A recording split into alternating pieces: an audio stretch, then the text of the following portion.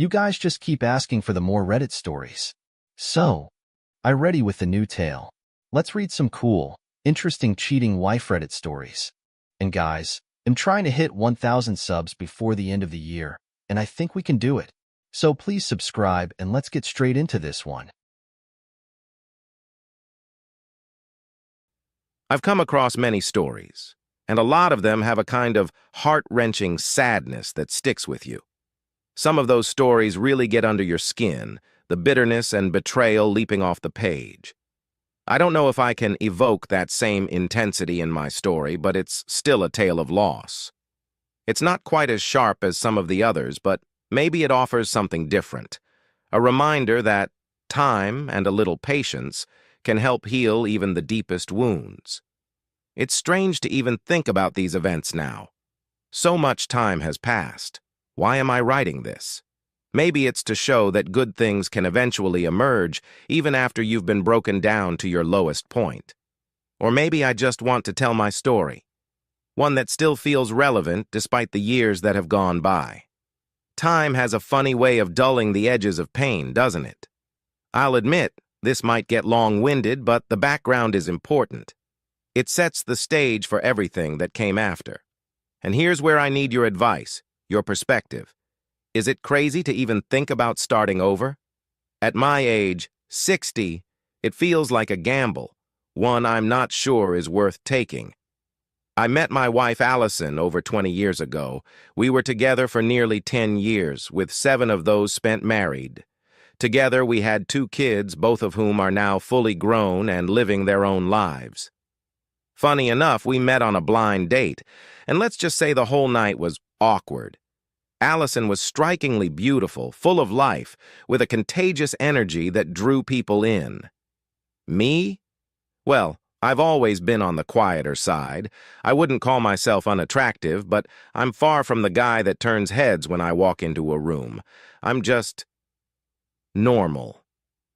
Allison had a way of lighting up a space, with her laugh, her kindness. She was always the one people gravitated toward, while I tended to blend into the background. Still, despite our differences, she took an interest in me, and for reasons I couldn't quite grasp at the time, our relationship blossomed. Eventually, we got married.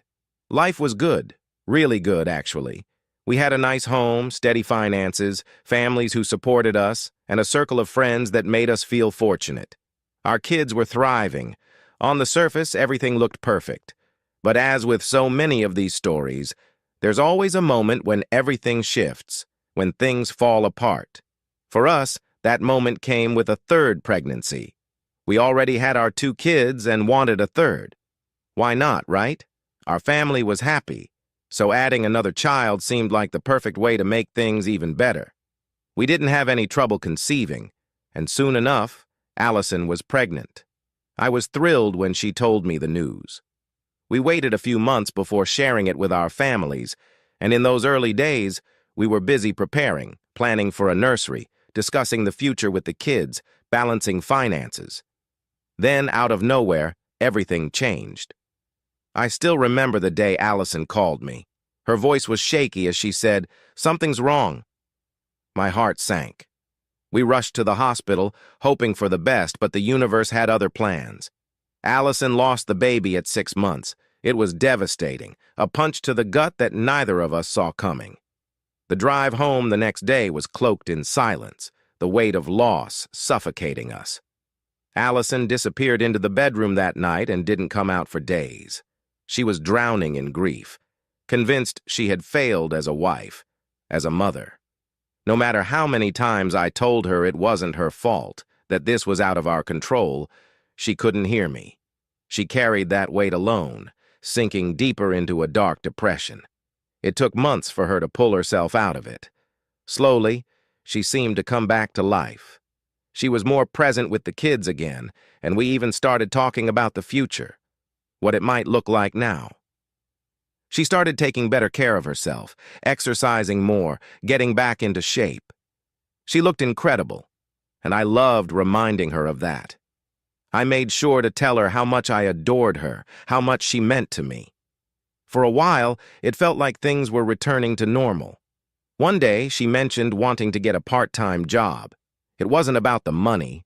She just needed something to do, a way to escape the house and engage with the world again. I thought it was a great idea and told her to go for it. I figured she'd look for something that suited her degree in business, but to my surprise, she took a job as a waitress and bartender at a local restaurant just down the road from us. At first, it didn't make much sense to me. Why work in a restaurant when she had a degree? But she explained it was about the flexibility. A corporate job would demand too much, and this way she could stay connected to home and the kids. Plus, she needed to talk to adults again, to feel part of something outside of the family. I understood and supported her all the way. Now, it's worth mentioning again, Allison is a beautiful woman, and after months of getting in shape and focusing on herself, she was absolutely stunning. She has always attracted attention from men, but I never worried about it. She was loyal and I trusted her completely. Or at least, I thought I did. Allison started her new job, and for a while, everything seemed to be going fine. She worked a couple of nights a week, mostly Fridays and Saturdays. I'll admit, I wasn't entirely comfortable with some of the outfits she wore to work. They weren't inappropriate, but they definitely highlighted her figure more than I was used to seeing her show off. It's not like I didn't appreciate how good she looked. She was stunning. But part of me wished she'd dress a little more conservatively, especially when she was heading into a place full of strangers. Whenever I mentioned it, she'd just laugh and tease me, saying it was all part of getting better tips. She even joked that maybe her outfits would spark a little more romantic interest from me. I'd smile, but I wasn't really laughing. The restaurant she worked at was run by a decent guy, Greg, who had built a solid business. He was fair to his employees, and it was a family affair. His wife and kids worked there, too. His son, on the other hand, was a different story. Jackson, Greg's son, was the kind of guy who'd been handed everything on a silver platter. I could see it the moment I met him. He oozed arrogance, the type of confidence that comes from never really having to work for anything in life. He flaunted his wealth, his flashy car, his muscles from endless hours at the gym, and his conquests with women, which he never hesitated to brag about. He was around Allison's age and, I'll admit, a good-looking guy. Tall, broad-shouldered, the kind of man who turns heads. He was married, though he and his wife didn't have kids yet. His wife, Sophie, was sweet, kind. Honestly, too good for him. She helped manage the restaurant's finances while Jackson was supposed to handle catering and special events. But from what I heard, he barely lifted a finger, dumping his responsibilities on others whenever he could. I never liked Jackson. From the first time I met him, I could tell he was a loudmouth, a man full of himself with no real substance. Allison mentioned a few times how attractive he was, though she'd always follow it up by calling him an arrogant jerk. She couldn't stand his attitude but had no choice but to work alongside him, so she kept her feelings to herself. At least, that's what I thought. Over the next few months, things started to feel off. Allison's behavior changed in subtle, unsettling ways. She was glued to her phone, always checking her messages or slipping off to make calls when she thought I wasn't looking. She began coming home later than usual, saying the restaurant was busy or that she'd stayed to help clean up after closing, and she'd disappear for hours during the day, claiming she was running errands or shopping, but nothing about it felt right. She was more distant, too, not just from me, but from the kids. Allison had always been a devoted mother, but now she seemed distracted, almost impatient with them. She handed over more and more of the parenting duties to me, which wasn't easy since I worked full-time and was the primary provider for our family. When I asked her what was going on, she brushed me off, insisting that everything was fine and that I was imagining things. Then came the night that changed everything. It was late, just the two of us at home. I reached for her, thinking we could reconnect in the way couples do, but she pulled away. Cold, distant. Something in her eyes told me this wasn't just a bad night or a passing mood. I asked her what was wrong, and to my shock, she started crying. her whole body trembling as she tried to form the words. My heart pounded in my chest, an uneasy dread crawling through me. Finally, she looked up at me, tears streaming down her face, and said words that hit me like a sledgehammer.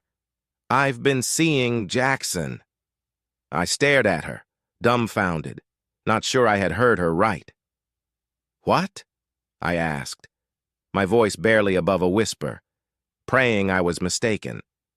She wiped her eyes, trying to steady herself, but the next words shattered any hope I had left. "It's been going on for almost 6 months. I didn't want it to happen, but it did. We've been sleeping together. I love him, Nick. I'm sorry, but we're done. I'm leaving you." I felt the ground beneath me shift, the world collapsing around me in a way I never imagined possible. "You love him?" I asked, my voice cracking. "What about us? What about our family?"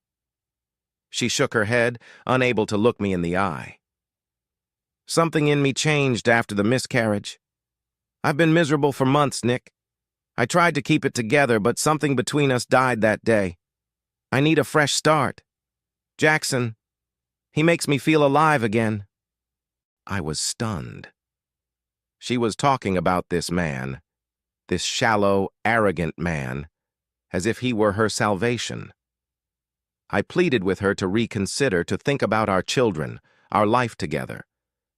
But her mind was made up. She had already found an apartment with him and planned to move in soon. The thought of her leaving to be with him, it was unbearable.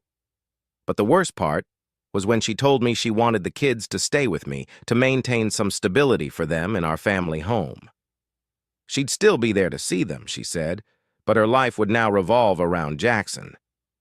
I was absolutely floored. I could barely comprehend how we'd gone from a happy family to this. I asked her how she could even think of leaving us for a man like him. She tried to explain, saying she thought I had noticed her unhappiness long before this, and that the miscarriage had been the final nail in the coffin for our marriage. Hearing that she had been with Jackson for 6 months, behind my back, in secret, was like a knife twisting in my gut. They hadn't just been sneaking around, they'd been meeting up in his car, at hotels, and even at our own home when no one else was there. The betrayal was deep, and the hurt was immeasurable. How had I been so blind? How had I missed this? But somehow, in that moment of devastation, I managed to keep my cool. I didn't scream, didn't lose control. I just stood there trying to wrap my head around how my life had unraveled so completely, so quickly. The weeks that followed were some of the darkest of my life. A whirlwind of tears, desperate conversations, and the weight of sadness pressing down on every moment. My family, especially my dad, was furious. He wasted no time unleashing his anger at Allison, calling her every name in the book. He saw her as a betrayer, someone who had broken our family apart, and he didn't hold back. His words were like daggers, sharp and full of venom. As much as I was hurt, I knew I couldn't let things spiral into a pit of hate. I had to intervene. "She's still the mother of your grandchildren," I told him one evening after a particularly vicious rant. "Whatever she did to me, we still have to respect her for that. This isn't about revenge, Dad. It's about our family. I need her in our kids' lives, and they need her to still be their mom, even if things have changed." To my surprise, he listened. He saw how serious I was about keeping things civil for the sake of the children, and though it was clear he didn't agree, he backed off. He even complimented me on how I was handling the situation, telling me he couldn't imagine keeping his composure if he were in my shoes. It felt strange, receiving praise when my whole life was falling apart. I wanted to scream, to rage, to curse the world and Allison for what she had done, but I kept reminding myself that revenge wouldn't get me anywhere. She was the mother of my kids, and no matter how deeply she had wounded me, I couldn't let that destroy the one thing that still mattered: their sense of stability. Don't get me wrong. There were days when I fantasized about being the world's biggest jerk in response. But after thinking long and hard, I made my choice. I would take the high road. Eventually, Allison moved out and into the apartment she had found with Jackson. I watched her drive away that day, her car loaded with boxes, and it felt like she was ripping the last piece of our old life from my chest. She came by regularly to see the kids, though. At least she didn't vanish from their lives. I saw the pain in her eyes when she'd see them, the regret that lingered just beneath the surface. But it was clear she had made her decision and wasn't looking back. As for Jackson's wife, Sophie, I couldn't help but feel terrible for her. She had been blindsided by all of this, and she had to endure the humiliation of it in front of the whole community. Eventually, she left the restaurant, moved back to Pennsylvania, and filed for divorce. I'd see her occasionally at the grocery store before she left town, and every time I'd offer a quick nod, wishing her nothing but the best. From what I've heard, she's doing well now, remarried to a good man, with a family of her own. Honestly, that's probably the best thing that could have happened to her. Losing Jackson was her greatest stroke of luck, though I doubt she saw it that way at the time. The divorce itself was almost too smooth. We divided our assets, and Allison got a chunk of money, nothing outrageous, but enough to help her get on her feet. I agreed to pay alimony for 6 months, though, honestly, I would have paid just about anything to be free of the whole mess. Financial freedom felt like a small price to pay to escape the emotional devastation. We worked out joint custody, and I became the primary parent. She had visitation rights, and I made it clear that she was always welcome to see the kids. Despite everything, I still wanted her to be involved in their lives for their sake. Every now and then, when she'd come by to pick up the kids, I thought I saw something in her eyes, a flicker of something. Regret. Longing. Or maybe it was just my imagination, wishing there was some part of her that still felt a connection to the life we had built together. She didn't make much money, but she made sure to pay her child support on time, and I gave her credit for that. I could tell she was trying, even if things had fallen apart. Looking back, it's clear to me that the miscarriage broke something in her, maybe in both of us. I'm no saint, but I refuse to believe the Allison I married, the woman I knew before all of this, would have thrown away our family for a guy like Jackson if she had been in her right mind.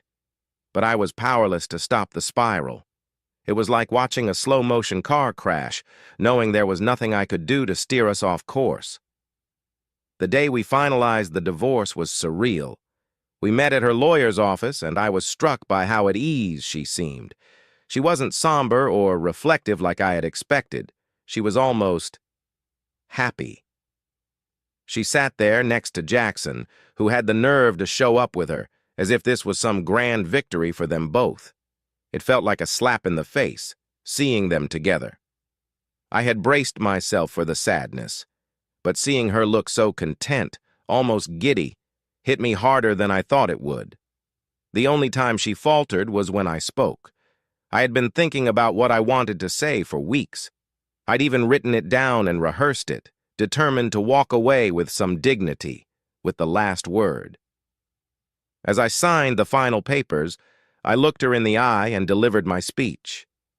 "I'm sad this is how things ended," I began, my voice steady, though my heart was pounding. "I thought we had a good life together. We were a team. I'm sorry if you felt I let you down, if you thought I couldn't give you the happiness you needed. I can't pretend to understand all the reasons why this happened, but I do believe the miscarriage changed something for us. Tragedies like that, they either bring people closer together or tear them apart. I guess for us it was the latter." I paused, watching her face, trying to read her expression. She seemed taken aback, almost like she hadn't expected me to say anything at all. "But it's done now.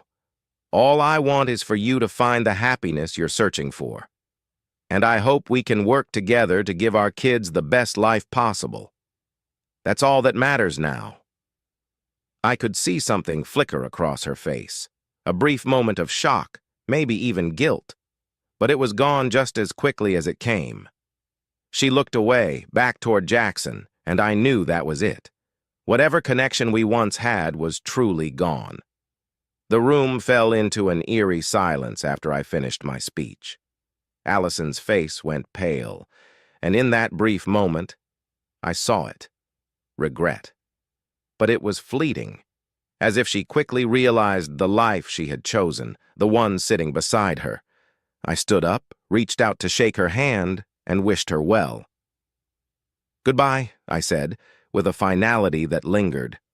Her lawyer promised to send me a copy of the finalized divorce papers, but that wasn't the weight on my mind. It was the strange feeling that despite everything, this chapter of my life had truly closed. At first, things seemed to settle into some form of normalcy. Allison was living with Jackson, the guy she had left me for, and while I'd heard bits and pieces about their new life together, I didn't pry. I just kept my focus on the kids and my own routine. I couldn't avoid the restaurant forever, though. I still ordered takeout from time to time. The owner, Jackson's father, always greeted me awkwardly when I came by. There was this air of embarrassment about him, especially since his son had not only wrecked his marriage, but was now playing house with my ex-wife. The owner was a family man, and one day, after a bit of small talk, he confided in me. "I don't know where I went wrong with him," he admitted. His face was drawn, tired from years of disappointment. I didn't have much to say to that. It wasn't my place to tell him how to feel about his own son, but it was clear that his flashy lifestyle and disregard for responsibility had become a source of shame. Jackson had deserted his wife, caused a spectacle, and his father could barely look me in the eye. I never lingered at the restaurant after that. Too much tension, too many memories. And, as expected, the exciting new couple started to unravel. The cracks in their relationship showed up sooner than I anticipated. Jackson, as it turned out, was exactly who I thought he was. He drank too much, was lazy, and apparently didn't have a clue what it meant to be in a real relationship. Worse yet, he'd already started chasing after another woman, some younger girl who worked at another one of his father's restaurants. It was around this time that Allison started calling me. At first, it was subtle. Small complaints about Jackson, things that seemed trivial. But gradually, the calls became more frequent and more personal. She lamented about her life and how things weren't what she thought they'd be. "You were my best friend," she said once, her voice breaking slightly over the phone. "I could always talk to you." I stayed calm, though inside it felt like a whirlwind. "That might have been true once," I told her, "but things have changed. You need to work this out with him, not me." There was a pause on the line, and when she responded, I could hear the hurt, the regret. But I stood firm. I couldn't be her emotional crutch anymore. She had made her choice. And then came the night that nearly pushed me over the edge. She had the kids over at her apartment with Jackson for a sleepover, watching movies. It seemed innocent enough, until I got a frantic call from Allison. Jackson had gotten drunk again and was furious that the kids didn't want to watch whatever show he had chosen. My youngest daughter had refused, and in his drunken rage, he slapped her. Hard. I can still remember the way my heart raced when I heard the words. I didn't hesitate. I rushed over, ready to do something I'd regret. But instead, I took the kids and told Jackson, in no uncertain terms, that if I ever heard of him laying a hand on them again, my next call would be to the police. I admit it gave me some grim satisfaction to turn to Allison and say, "And this is what you left me for?" She didn't say a word, just hung her head. For once, I saw real shame in her eyes. Later that night, there was a knock at my door. It was Allison, sobbing, broken. She told me she had left Jackson and wanted to come home. I stood there looking at her, the woman I had loved for years, the mother of my children. Part of me wanted to take her back, to tell her that we could fix this. But after everything that had happened, I knew we couldn't go back to what we once were. I love you, I told her. And we have a lot of history. But I can't do this.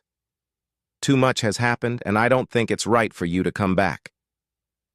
It was one of the hardest things I'd ever had to say. But deep down, I knew it was the truth. I couldn't just abandon her, though. I let her in, helped her call her parents, and drove her to their house. When we arrived, her father met me at the door. He thanked me, told me I'd always been a good man, a good husband to his daughter. I remember feeling a strange sense of pride in that moment, like I had done the right thing, even though it didn't make the pain any easier to bear. Allison stayed with her parents for about a year after that. Slowly, she started putting her life back together. She got a good job, eventually moved into her own place, and her energy, the spark that I had fallen in love with, returned. It wasn't a perfect situation, but there was a sense of normalcy again, at least for the kids. She was always a good mother, even when everything else fell apart. She dated a few people during that time, but none of the relationships lasted. I think she got taken advantage of more than once, and I could tell it weighed on her. Every so often, she would tell me that I had been the best relationship she ever had, that no one else compared. Maybe it was just cheap talk, but I'd be lying if I said I didn't like hearing it. But that's all it ever was. Words. Nothing romantic ever happened between us again. We kept things cordial, respectful, for the sake of the kids. In the end, I knew I could have been with her again if I wanted to, but I couldn't take that step. Not after everything that had happened. In my heart, I wanted to. But the fear of being hurt again, that was stronger. And so we moved forward in our separate lives. We coexisted, co-parented, and though we would always have our history, I knew some things were best left in the past. During this time, I had dated several women, but nothing ever turned serious. Some of them wanted more, a deeper relationship, even a future together, but I couldn't go there. After what I had been through, I wasn't interested in marriage or anything long-term. I had my kids, my work, and frankly, I had become comfortable with the idea of being on my own. The thought of diving back into something that could bring up old pain just wasn't worth it to me. I figured going solo was the safest route. The years, as they do, passed by quicker than I realized. My kids grew up, went to college, and started their own careers and families. Life, despite its ups and downs, moved forward. My ex-wife, Allison, remained a part of my life, though our interactions were mostly at family events, weddings, birthday parties, and the like. Each time I saw her, she'd ask the same question. Was I seeing anyone? And inevitably, she'd circle back to whether there was still a chance for us to get back together. My answer never changed. No, I would tell her, with a firmness that grew easier to deliver over time. Some things, once they happen, stick with you. You can't just walk away from them. Her face would always fall, that same look of sadness and regret clouding her features. She often admitted to me that leaving me was the worst decision she had ever made. She'd say there wasn't a day that went by where she didn't think about what might have been, about how different life could have turned out. I remember one conversation in particular after a family wedding. She told me that events like these, weddings, birthday parties, and especially funerals, were the hardest for her. The day her parents died, seeing me at their funerals, was especially painful because I was there, but not as her husband or her support. She admitted that on days like those, she felt utterly alone, haunted by the choices she made. Allison told me that the weddings of our children had also been bittersweet for her. She said that she had envisioned those days as ones we would share together, as a united front, proud parents. Instead, she stood there watching me from across the room, always reminded of the life she gave up. She asked me once if I ever felt the same way, if I had any regrets about how things had turned out. I was honest with her. Yes, it's sad, I said, but I chose to move forward. I can't dwell on the past. It wouldn't do either of us any good. The irony of her regret was never lost on me. She had been so sure, so confident that happiness lay with someone else. Now, years later, that decision seemed to weigh heavier on her than anything else. For me, there were moments of sadness, but I had made peace with the past. I wasn't angry anymore. I just didn't feel there was any point in revisiting it. Now, here we are, both of us pushing 60. I had started thinking seriously about retiring, or at least cutting back on work and spending some time somewhere warm, especially during the cold months. My kids were grown, they supported whatever I chose to do, and they still had a close relationship with their mother. But I could sense that the next chapter of my life was approaching.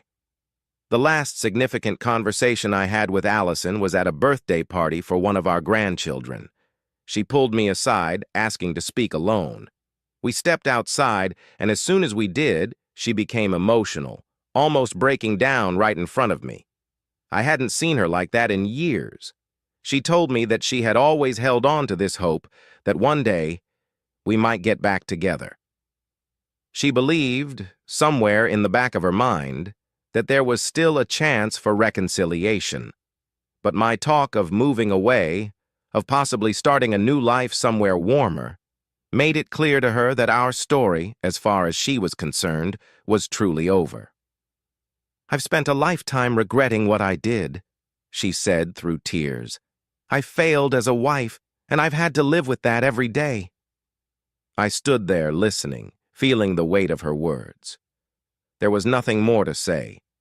Life had moved on for both of us, even if it hadn't for her in the same way. I felt compassion for her, even a little bit of sorrow, but I didn't feel responsible for her regrets. We had both made our choices, and though hers had been more impulsive, we were both living with the consequences. I reached out, gave her a hug, and told her, "We did our best. That's all anyone can ask, but we both have to keep moving forward." That's how I left things with her, that evening and in my heart. It was time to start the next chapter, whatever that would look like, and while the past would always be a part of me, I wasn't going to let it define my future. Life had given me plenty of lessons, some of them hard, some of them bittersweet. But I had learned how to stand on my own, and that was something I was proud of. I told her that so many years had passed, and that she shouldn't carry the weight of regret anymore. I reassured her that I had nothing but respect and admiration for her. Then she asked if she could possibly come visit me. I wasn't sure how to respond, but promised her I would think about it. I'll admit, every time I looked into her beautiful green eyes, my heart would melt. And that day, she looked especially beautiful. The years had been kind to her, and despite everything, in that moment I felt an intense love for her, perhaps even more powerful than I had ever felt before. At this stage in life, I found myself wondering if maybe a relationship with her again wouldn't be such a bad idea. Marriage wasn't something I was considering, but what did I have to lose at this point? She had made me happy once, and if I was being honest with myself, the love I had for her had never truly faded. Maybe, after all these years, we could try again. Update. I've been spending my winters in the Carolinas, and my ex-wife did come to visit. It sounds crazy, I know, but the old feelings came flooding back as if they had never left. She stayed with me at my place, and we spent our time doing all kinds of things together. What was meant to be a weekend visit turned into 2 weeks, and before I knew it, she had stayed for a month. One night, she broke down, sobbing, apologizing for what happened all those years ago. She told me that the past few weeks had brought her so much joy, but they also resurfaced the deep regret she had carried all this time. She admitted to spending years chasing some idealized version of a relationship that didn't exist. I told her the past was the past and maybe it was time for us to move forward. I confessed that my love for her had never died, and I asked her if she would consider staying with me for good.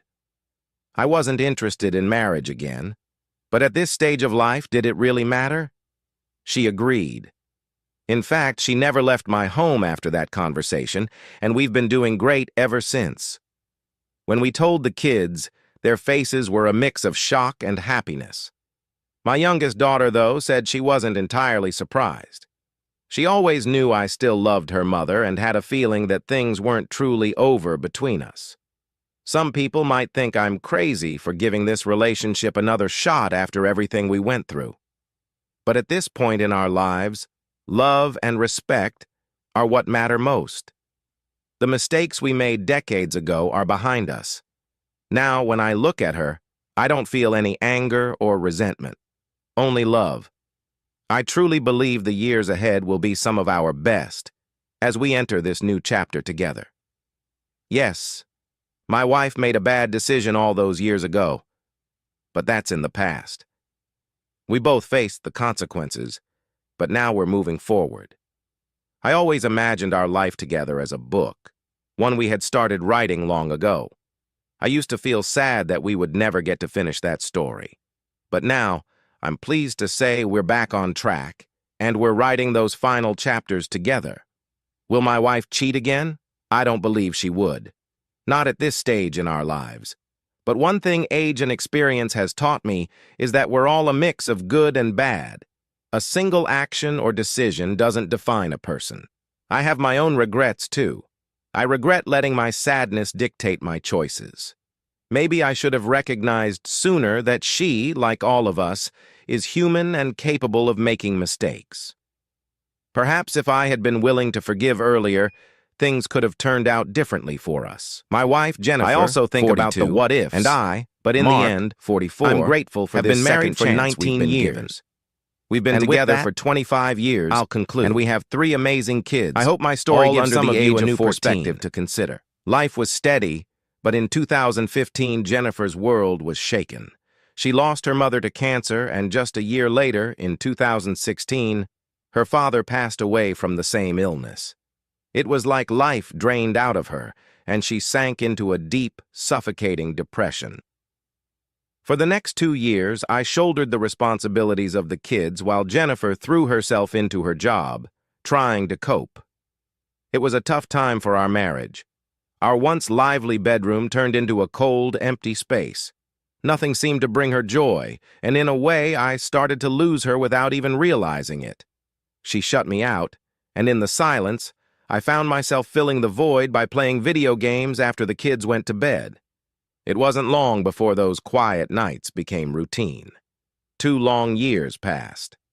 Slowly, Jennifer started to pull herself out of the darkness. She talked more, smiled a little more, and even began making plans for the family again. We started reconnecting physically, though something between us still felt fragile. Just as we were beginning to find our rhythm again, I was hit with my own tragedy. I lost my father. We were incredibly close, and his death tore a hole in me. Like Jennifer, I withdrew, locking myself away from her, from life. I started playing video games more, using them as an escape, not realizing how much I was neglecting her. But here's the thing. I never stopped loving her. Even in my grief, I made sure she knew that. I still told her I love you every day, still gave her hugs, still took her out when I could. But it wasn't enough. We started sleeping in separate rooms because our son had a medical condition that required constant attention during the night. So I slept in his room, keeping watch over him. I even moved my Xbox in there and played until I was too tired to stay awake. Then came COVID. Everything changed. The kids' school went remote and Jennifer started working from home. Her job required her to look for supplies to reopen her business once the restrictions lifted, so she began working closely with one of her colleagues. At first it seemed harmless, just work, but after a few months, she grew distant again. This time it felt different, more troubling. I kept trying to show her I loved her. I'd leave little gifts, say sweet things, but it was like I wasn't even there. We made the decision to keep the kids home for remote learning during the 2020 to 2021 school year, especially because of our son's medical condition. I was so overwhelmed with their schooling that I didn't immediately notice how much worse things had gotten between us. The distance between Jennifer and me grew into a canyon. Our bedroom was cold again, a dead space where there used to be life. Then, during the summer of 2021, I started driving for Lyft to make some extra money. Jennifer worked from home on the days I drove so she could be around for the kids. One evening, I picked up a woman from the airport. She was on the phone with a friend, talking about meeting her affair partner at a hotel for a weekend tryst. Her husband was at home with the kids, clueless, too wrapped up in his own world to even notice. As I listened, my stomach churned. She could have been describing me. From that day on, I tried harder. I was already a loving husband, but I pushed myself to be even more affectionate, more present. But it didn't matter. Jennifer remained distant, like a shadow of the woman I once knew. The gap between us only widened. I wrote her a letter, pouring my heart out, telling her I knew things were off between us and that I wanted to fix it. I begged her to work with me on rebuilding what we'd lost. She said she'd try, but the truth was, nothing changed. For the next year, she barely touched me, and sex was non-existent. She blamed her antidepressants, which had killed her sex drive, but I knew it wasn't just the pills. She wouldn't even say she loved me unless I said it first. When we were in the car, she would fall asleep, avoiding any chance of conversation.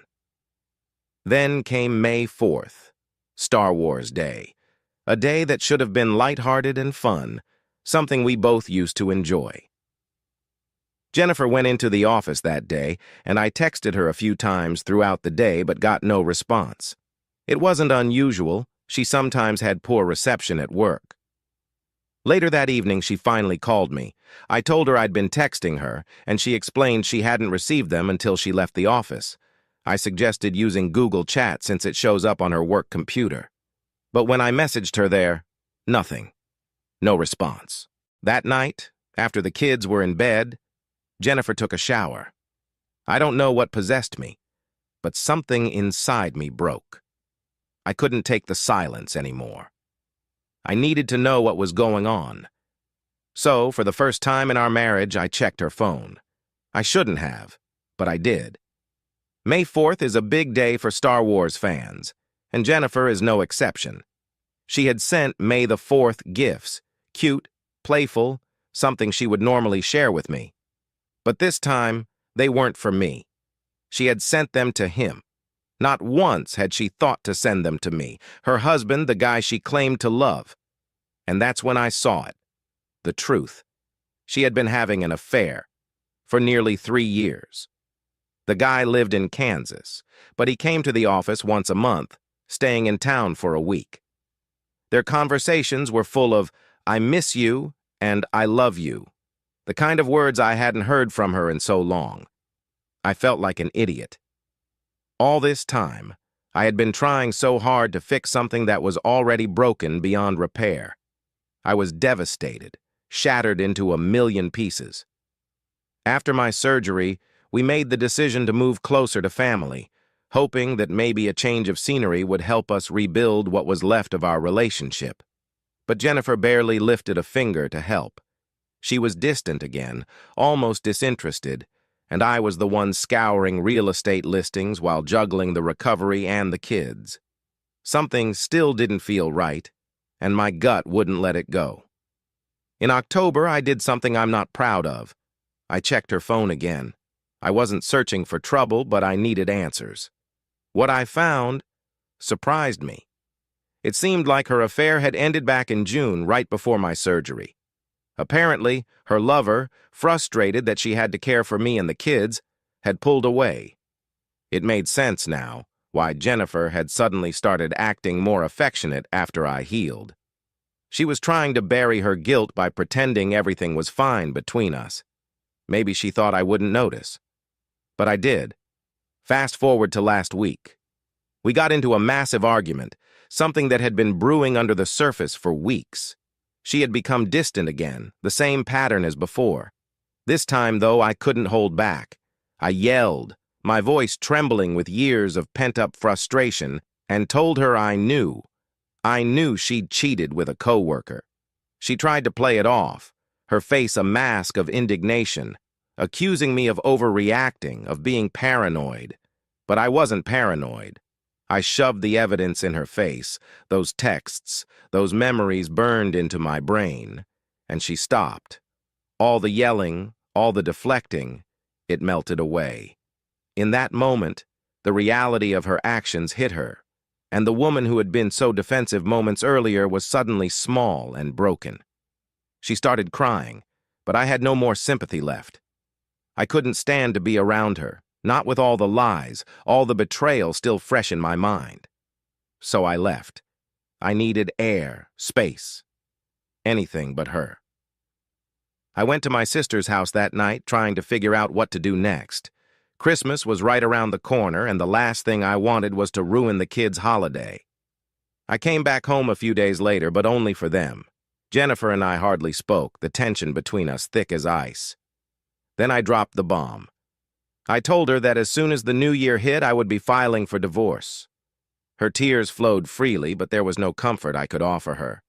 She begged me, asking how she would manage without me. "Who will drive me to work? Who will help me with the kids?" she cried. I almost laughed at the absurdity of it. After everything she had done, that's what she was worried about? I told her to ask her affair partner. Her sobs grew louder, more desperate. Suddenly, the woman who had spent years neglecting me, betraying me, was now pleading for a second chance. She suggested marriage counseling, swearing we could work through this. But I couldn't unsee the texts, couldn't unfeel the sting of betrayal that had become my constant companion. It was too late. I told her that when I file, I'm seeking full custody of the kids. I'm done being the fool. I'm done being the backup plan. I'll also be going after alimony and child support because why should I let her walk away from the wreckage she created without any consequences? 25 years of my life wasted, that's what it feels like. As the story goes, I was with my girlfriend Emily for nearly 3.5 years. We had our ups and downs like any couple, but we had built something real, or so I thought. Then she betrayed me with someone I never imagined she would, someone I knew all too well, a guy named Mark. And they were sneaking around behind my back for almost 2 years. Mark and I met through a sport we were both passionate about. We clicked easily, like brothers, drawn together by shared interests. It's strange to look back now and realize that at the time I met him, I had already been dating Emily for a little over a year. I never thought anything of it. Why would I? Mark was the kind of guy who seemed harmless, a little too simple-minded maybe, but someone I trusted. Emily, though, she had a way of getting involved in everything. At first, she was just curious about my training sessions. She said she wanted to come and watch. I was happy to have her there at first, but something about it started feeling off after a while. She wasn't just there to support me. It was like she was there for someone else. I could see it in the way she looked at Mark, the way she acted differently when he was around. It was subtle, but it was there. Small shifts in her energy, things she probably thought I wouldn't notice. But I did. And looking back now, I realize how naive I was to ignore the red flags. Mark, of all people. He wasn't even someone impressive. In fact, he was probably one of the dullest, most unambitious people I'd ever met. I was the one who had built something solid in our relationship. I was loyal, reliable, and I provided her with a sense of security. But that wasn't enough. And maybe, I started to think, it was never going to be. It all started unraveling when I hit a rough patch in life. I'd quit my job after too much mistreatment and found myself unemployed for a couple of months. Emily must have seen it as her chance to get away with things behind my back.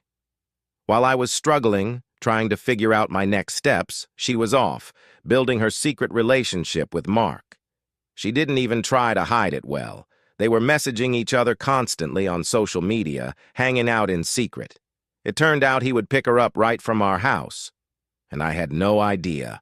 They went to the gym together, had lunch dates, went paddle boarding, watched the sunset like they were some happy couple.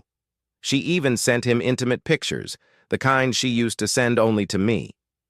I found out about the pictures because she was careless. She sent one to me by mistake and told me she had sent it to him too. That was my breaking point. I made it clear to her, either she cuts him off completely or we were done. Simple as that. But she didn't cut him off. Instead, she shut me out. She turned off her location tracking, ignored my calls and texts, stopped spending time with me. No more affection, no more sex, no more anything. It was like I didn't exist. She became a stranger in her own skin. I knew where this was heading, but part of me didn't want to believe it. Then came the night that shattered everything. I was out helping coach a group of kids when Emily sent me a text. "I'm going out with Mark. I'll be home before you finish." I didn't think too much of it at the time. But when I got home around 7, her car was still in the driveway, but she wasn't there. He had picked her up again. The same thing had happened the night before, and I was clueless. I stayed up that night waiting, ready to end things the moment she walked through the door. But she never came home. At 11:30 p.m., she finally texted, "We need to talk." I knew what was coming. I asked her not to break up with me over a text message, but that didn't stop her. She didn't care. And while I was leaving our house to clear my head, she and Mark were already at my old place, spending the night together. He had the audacity to claim he was protecting her from me, as if I had ever laid a hand on her or anyone else. I'm a police officer, for God's sake. I've never hurt anyone. I don't do drugs, and I rarely drink.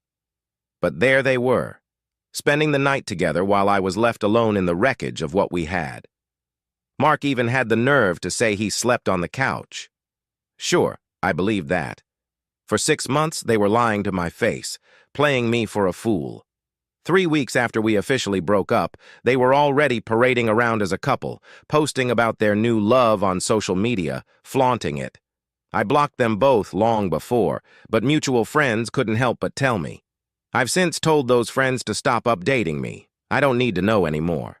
Mark even tried to get me to unblock him, asking friends to reach out on his behalf. He claimed he wanted to clear the air, to make things right. But when we're at training, he won't even look at me. He can't stand to be in the same room alone with me. Coward. Emily was gone long before she finally ended things, but the hardest part is that she kept pretending. She would say over and over that she wanted to fix things, to work on our relationship. But when I told her she needed to stop seeing Mark, she would turn it around on me. I was insecure, I was overreacting. I never let her have any friends. Classic, narcissistic behavior. I guess what I'm still trying to figure out is why she put me through an entire year of hell. If she had already checked out, why not leave? Why torture me with lies and false hope when all she wanted was to be with someone else? Why not just walk away a year ago to be with that piece of garbage? At the end of it all, I asked her for something I thought was reasonable. Closure. After spending 3.5 years together, the least we could do was say goodbye face to face, right? It felt like a simple request after everything that had happened. But she ignored me, dodging my messages for 2 whole days. When she finally did respond, she said she was afraid. Afraid I would hurt her, afraid I'd yell. I couldn't believe it. Hurt her? Yell? I had never in my entire life so much as raised my voice to anyone I cared about. That's just not who I am, and she knew it. But the more she avoided me, the clearer it became that she was hiding behind her excuses. It was easier for her to paint me as some kind of threat rather than face the mess she had created. After days of her dodging me, I finally reached my breaking point. I told her, "Meet me at the park at exactly 7 p.m. If you don't show up, I'm done. I'm leaving, and I'm blocking you on everything." I wasn't going to let her string me along any longer. She didn't respond, so I went to the park anyway, arriving early at 6:30. I sat there, my mind racing, trying to sort through all the emotions swirling around inside me. I kept hoping, against my better judgment, that she would show up. But as the minutes ticked by, that hope faded. When the clock hit 7, I knew I was done. I sent her a message. "I waited for 30 minutes and you didn't show up. I'm putting the spare keys in the mailbox. Goodbye." And then, just like that, she started blowing up my phone. Suddenly, she had something to say. "You said around 7, not on 7, she texted, as if those extra few minutes changed anything, as if she hadn't been avoiding me for days. I told her to reread what I had sent her. Then, without waiting for a response, I blocked her on everything. It was over. The whole situation with Mark, God, it still eats at me. I had known him for 2 years through our training. I had welcomed him into my home, introduced him to my life. We had shared drinks, gone out, laughed like friends.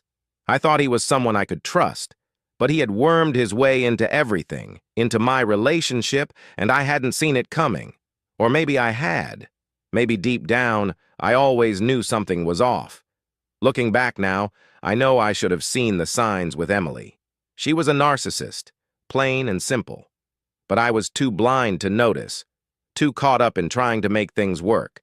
Still, part of me had always known.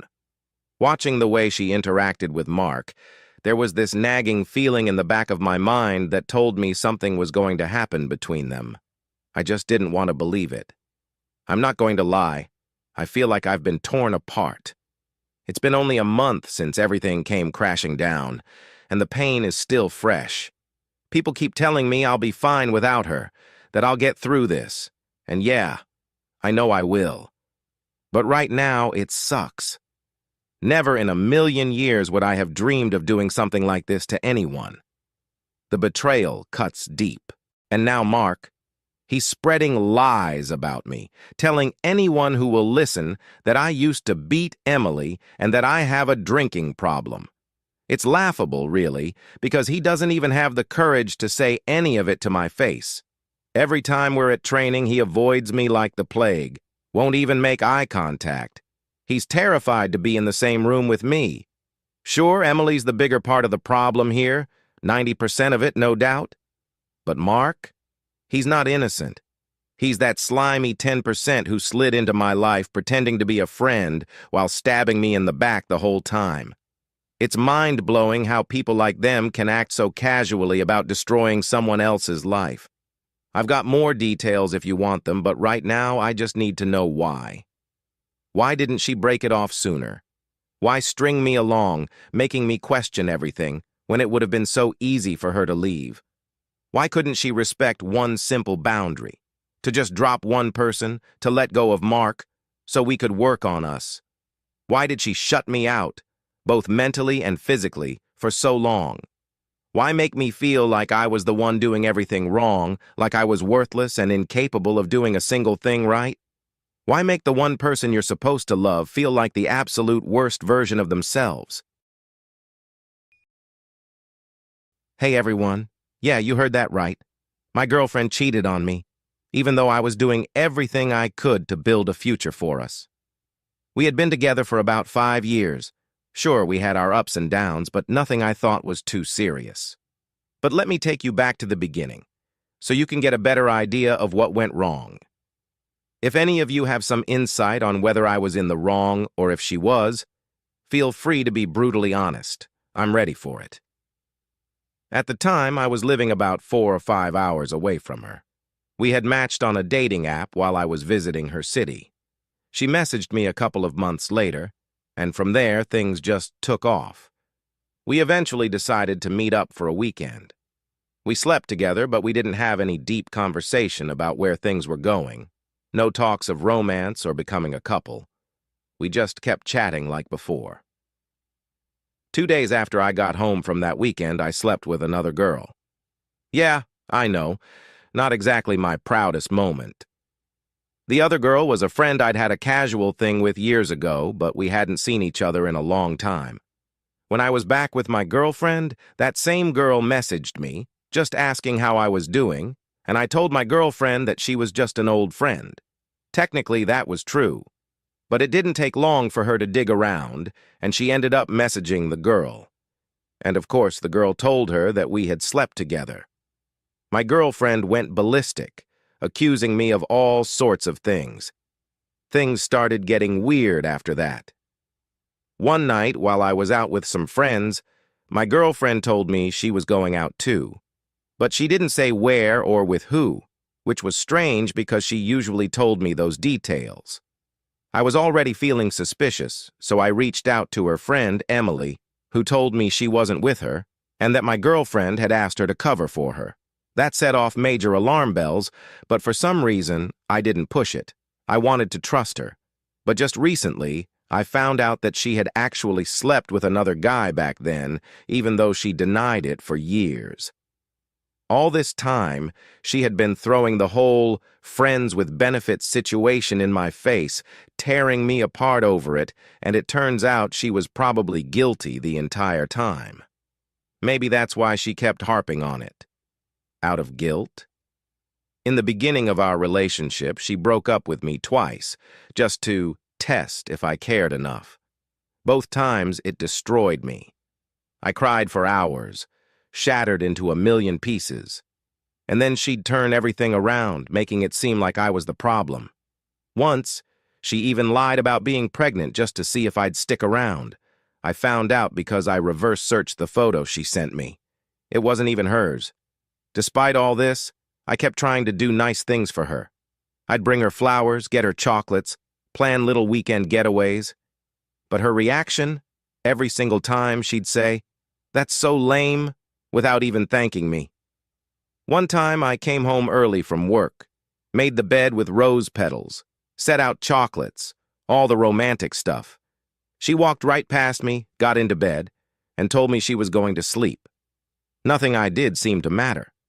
Whenever we had a disagreement, she wouldn't talk to me directly. Instead, she'd post cryptic messages on social media, airing out our issues for everyone to see. I tried everything to get her to talk, calling, texting, sitting in the dark just to create a safe space for conversation. But she always had an excuse.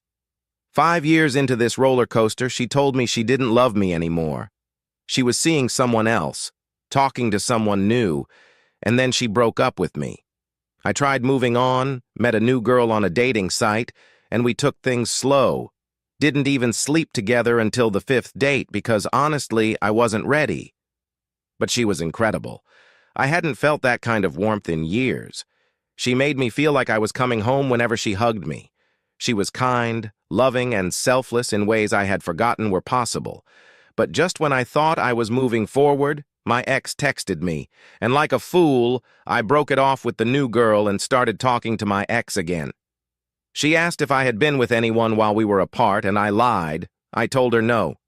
She claimed she hadn't either, and said she would have told me if she had because she's honest. I later found out that she had been on dating sites the whole time, even while we were supposedly working things out. She had slept with someone, but what really got to me was how she kept hammering on about her honesty while she was living a double life. Still, I kept trying to make things work. I had to leave the country for work for a couple of months, and we tried to rebuild while I was away. I told her about the girl I had briefly seen, and my ex went off the rails, claiming we were still in a relationship during that time. Except we weren't. She had said she didn't love me and was seeing someone else. One time while I was overseas, I called her, and I heard her laughing with someone in the background. They were shushing each other, and there was even moaning. She denied everything, of course, but I knew what I had heard. Still, somehow, we decided to give it one last shot. About 6 months ago, we agreed to try again and work things through. But here's the thing. I had taken a job that required me to work abroad, 2 weeks on and 1 week off. I'd come home to see her during my time off, and I'd visit my family too. One day, she told me she had gone off the pill because she wanted to start a family. I was over the moon. If there was one thing I had always wanted in life, it was to be a dad. Fast forward to about 3 months ago, I saw something that hit me hard. She posted a story on Instagram that said something about how she loved when a guy rides a bike and has pretty eyes. I don't ride a bike, so naturally I asked her about it. She brushed it off, saying it was just something she liked, but deep down, my gut told me something was off. Eventually, I found out the truth. She was sleeping with her brother's friend. And all this while she was supposedly off the pill, which had me spiraling. I had no idea what could have happened, and when I confronted her about it, she called me delusional, an idiot, and worse. The gaslighting was so strong I almost believed I was imagining everything. As time went on, the red flags piled up. She stopped texting me in the morning, wouldn't say goodnight, and our conversations went from warm and full of energy to cold, distant, and almost robotic. It felt like she was a million miles away, emotionally checked out. I would pour my heart into our texts, into trying to keep things alive, and in return, I got the cold shoulder every single time. By September, it had gotten so bad that when I'd ask her where she was, all she would say was, "I'm out," without any details. Hours would go by with no word from her. My gut told me something was seriously wrong. Then one night, she casually dropped the bomb that she was talking to someone. A few days later, it was her birthday. She got mad at me, asking why I hadn't posted anything on Facebook about her, like, "Why didn't you say happy birthday to my amazing girlfriend," or something like that? I didn't even know how to respond. I told her, "You literally just said you're talking to someone else." She then tried to brush it off, saying the guy was gay and that he was just listening to her problems. But I asked her, "Why couldn't you talk to me about it then?" She had no answer. Instead, she would finish work, ignore my texts, and not respond for hours, sometimes until the early morning. I couldn't shake the feeling that I was being played, but whenever I brought it up, she'd just call me delusional and act like I was crazy for even thinking that way. Finally, she broke up with me, and the truth came spilling out. Around that time, she reached out again, saying she was pregnant. Then, just as quickly, she blocked me on everything. Phone, social media, everything. I tried desperately to get her to talk to me, and when she finally did, she told me she was keeping the baby and that I would never see it. I reverse-searched the image she sent me of the pregnancy test and confronted her when we met in person. She admitted it was all a lie. She just wanted to see how I would react, to see if I even cared. But she kept up the lie, insisting she had been pregnant just to keep me hooked in her twisted game. Then she confessed the most painful thing of all. She had slept with her brother's friend to get back at me. She was seeing this new guy while we were still together, but she claimed it wasn't serious at first. She said she cheated out of spite, and when I asked her why, she didn't even have a real answer. She admitted she had been with her brother's friend too, all to hurt me. And I was left standing there, completely broken, wondering why she would do any of this. I remember asking her why she was calling me a narcissist, why she thought I was this terrible person she claimed I was. But she couldn't give me a real reason, just that I was. It was like she was reaching for any excuse to justify her actions. Then she said something that really twisted the knife. She told me none of this would have happened if I had just put a ring on her finger, as if all this betrayal, all the lies, were somehow my fault because I hadn't proposed. Then she had the nerve to send me a TikTok about why women cheat. The video talked about how women cheat for validation, and she told me this new guy had called her pretty. I couldn't believe it. I had been calling her beautiful every single day, reminding her how much she meant to me.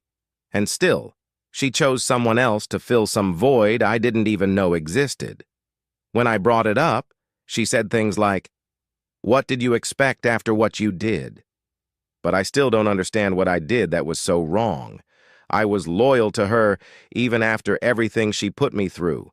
And don't even get me started on her friends. They're a nightmare, a reflection of her, really. All of them are bad news. They cheat on their boyfriends like it's a game. They lie about being pregnant. They manipulate, and they think it's all some sort of power move. One of her friends is just the most disgusting human being I've ever encountered. It's no surprise that her circle is just as toxic as she is now. At the end of the day, it feels like her only weapon against me was sex. She could never show real emotion, never tell me what she was truly feeling. All she knew was how to hurt me, over and over again, with her lies, her cheating, and her games. And I'm still left here wondering, was she ever hurting too? Or did she do all of this just because she could?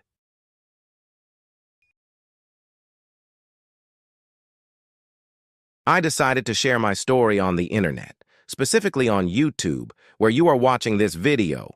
I think from the title of the video, you know what story I'm going to tell you.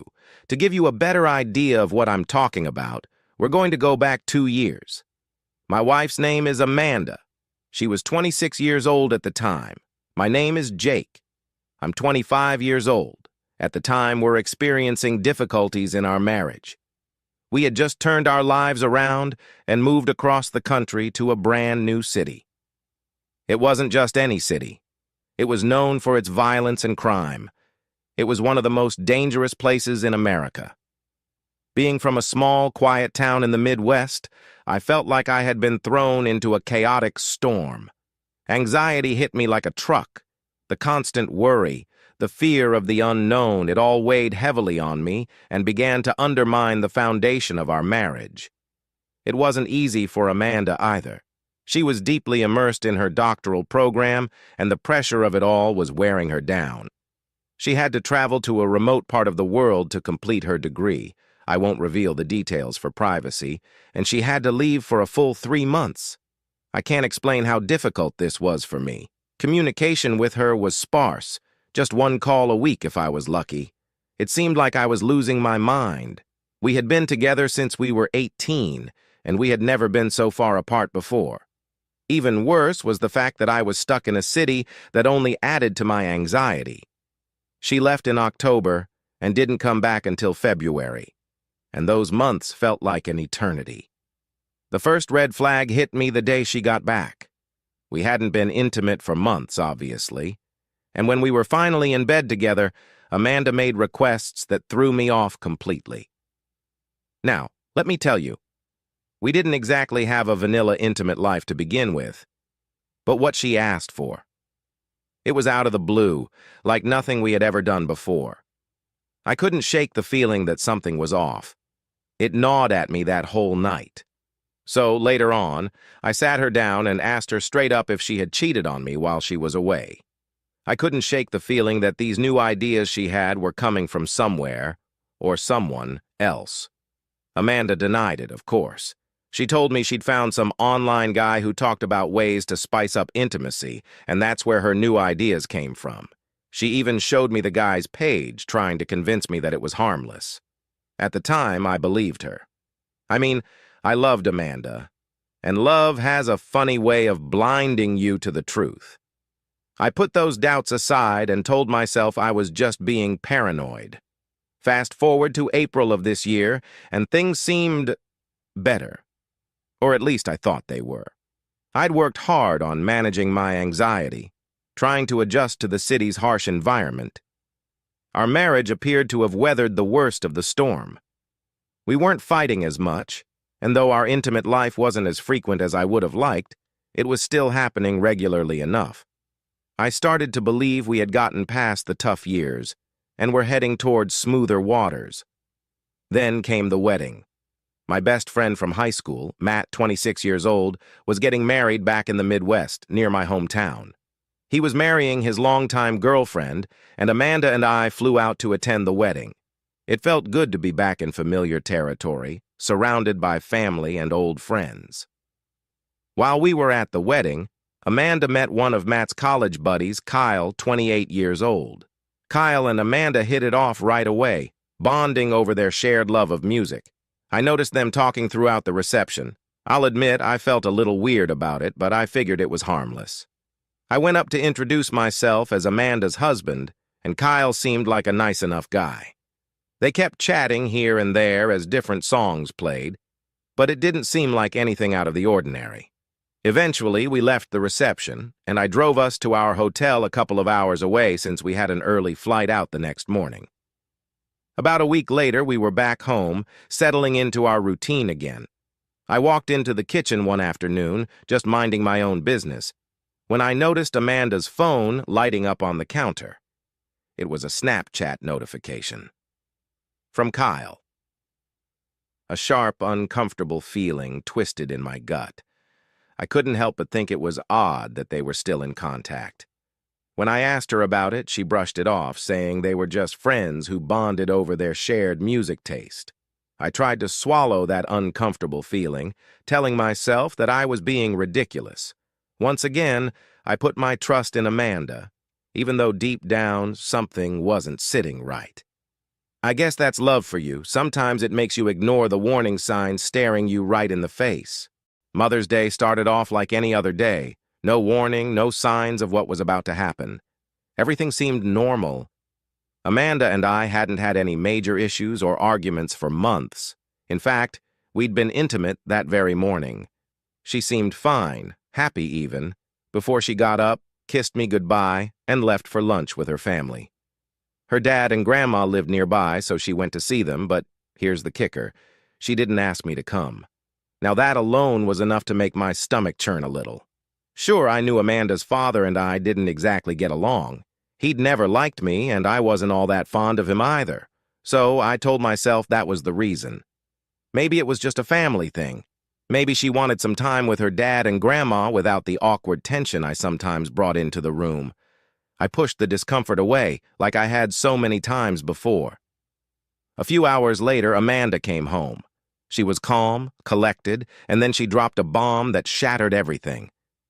"We need to talk," she said, her voice serious, her eyes avoiding mine. I felt the blood drain from my face before she even said the words that would change my life forever. "I want a divorce, Jake. I'm not happy." It felt like the air was sucked out of the room. My chest tightened, and my mind went blank. This couldn't be happening. Not like this. Not today of all days. I spent the next 20, maybe 30 minutes frantically trying to salvage whatever was left of our relationship. I was desperate, offering up ideas like marriage counseling or even a trial separation. I thought if I could just get her to agree to try something, we could fix it. But she wouldn't budge. Amanda was done. It was like she had made up her mind long before she even spoke the words. And then, out of sheer frustration, I blurted out the one thing that had been gnawing at me for years. "Unless you've cheated, we can fix this, Amanda. We can fix anything unless you've cheated." For me, that was the line in the sand. Cheating was something I could never come back from. Trust, once broken, is broken forever.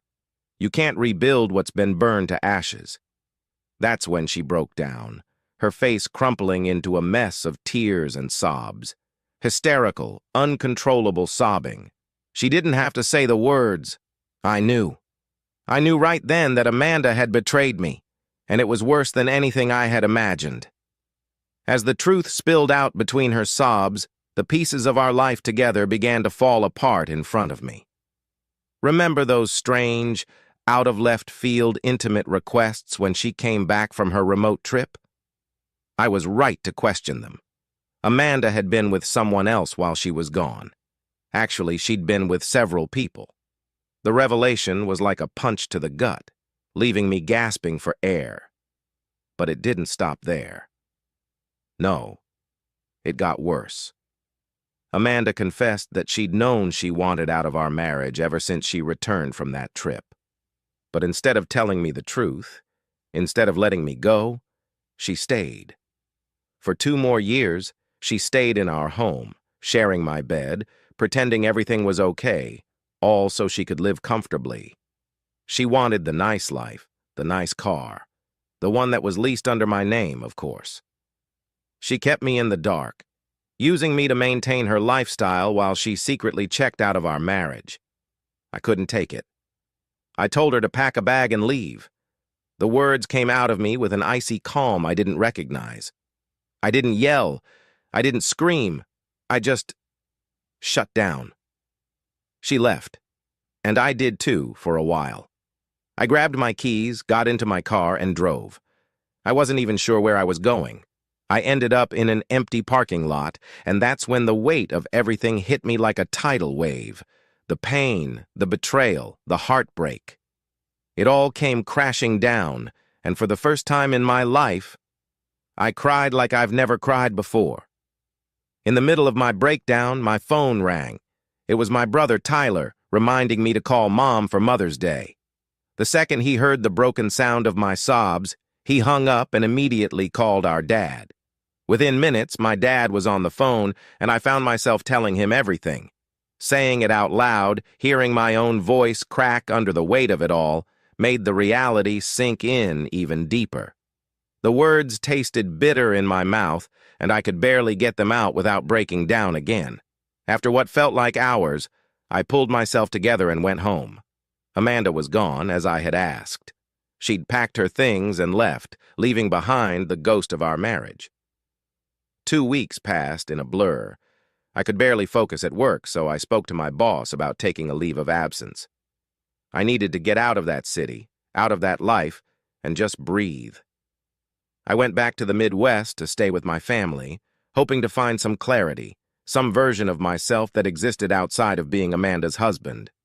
That's when the final nail in the coffin came. While I was back home, I found out the truth about Amanda and Kyle. The so-called friend she'd met at Matt's wedding. Yeah, she was sleeping with him. But it didn't stop there. Within a week of our breakup, Amanda had flown out to the Midwest to be with him. They were together, flaunting their relationship on social media for the world to see. Pictures of them laughing, holding each other, like our marriage had never even mattered. The betrayal stung like nothing I had ever felt before. I had loved Amanda with everything I had, and yet here she was, already moved on, already starting a new life while I was still picking up the shattered pieces of mine. It was like a knife to my heart, twisting deeper every time I saw another post, another picture of her and Kyle living the life I thought was ours. That pain, it cut me to my core. I'm in a much better place than I was a few months ago. There are still days when the hurt hits me so hard, it feels like I can't breathe, like someone's squeezing my chest and won't let go. But most days I manage. I'm doing okay. After everything Amanda put me through, we somehow agreed on an amicable divorce. I know. Sounds ridiculous, right? But I told her she could keep the car, all the money we had in the bank, everything, as long as she didn't touch my retirement account. I couldn't afford to lose that too. So I had to start over financially. It's been a long process, a brutal one, but slowly I'm finding my footing again. Stability is creeping back into my life, little by little. Thankfully, we didn't have any kids. We had always planned to wait until Amanda finished grad school before starting a family, and for that, I'm eternally grateful now. The thought of being tied to her through children after everything that happened, it sends a chill down my spine. At least now I can move on without that burden hanging over me. The divorce isn't final just yet. We're still waiting for the courts to process everything. It feels like this chapter of my life is dragging on, but I know the end is in sight. I've accepted a new job back in the Midwest, about 2.5 hours from my family. Honestly, I needed the fresh start more than anything. I've been stuck in that violent, anxiety-ridden city for the past 3.5 years, and it has been nothing short of a nightmare. Between my mental health struggles and the collapse of my marriage, it was the worst period of my life. I'll admit, I wasn't a perfect husband. Far from it. I had my faults, my anxiety, my doubts, but I never stopped trying to be better. For her. For us. I never lied. I never cheated. I never raised my hand or my voice in anger. I gave her everything I had for the entire 8.5 years we were together. And in the end, it wasn't enough. Maybe it never was. The reason I'm writing this now is because I need some kind of closure. I need to get it all out of my head, out of my heart, and maybe, just maybe, it'll help me finally move on. And I want to ask anyone out there who has been through something similar. How do you learn to trust again? Because that's where I'm stuck. No matter how much time passes, no matter how much better I feel, every time I try to get to know someone new, I can't stop wondering, how is this woman going to screw me over? My biggest dream in life is to be a father. I've wanted that for as long as I can remember. But now, every time I think about building a future with someone, I freeze. All I can picture is them betraying me the way Amanda did. I've been going to therapy ever since the divorce process started, and it's helped in so many ways. But it hasn't helped with this fear, this feeling that I'll never be able to trust anyone again. I don't know how to let that go. I'm Jake, a 29-year-old guy, and I've been dating my girlfriend, Emily, since July 10th, 2019. We were both young when we met, but I thought we had something special. Everything felt solid until early March 2022, when she landed her first full-time office job. That's when things started to shift, though I didn't realize it at first. There was this guy, Chris, in her office, same position as her. He was single, always flirting with her, cracking jokes that had everyone laughing, including her. I never quite had that charm or that effortless humor he did, and Emily made sure to remind me of that. She mentioned to me in mid-March that she was attracted to him. I remember it so clearly. We were sitting in her car after dinner.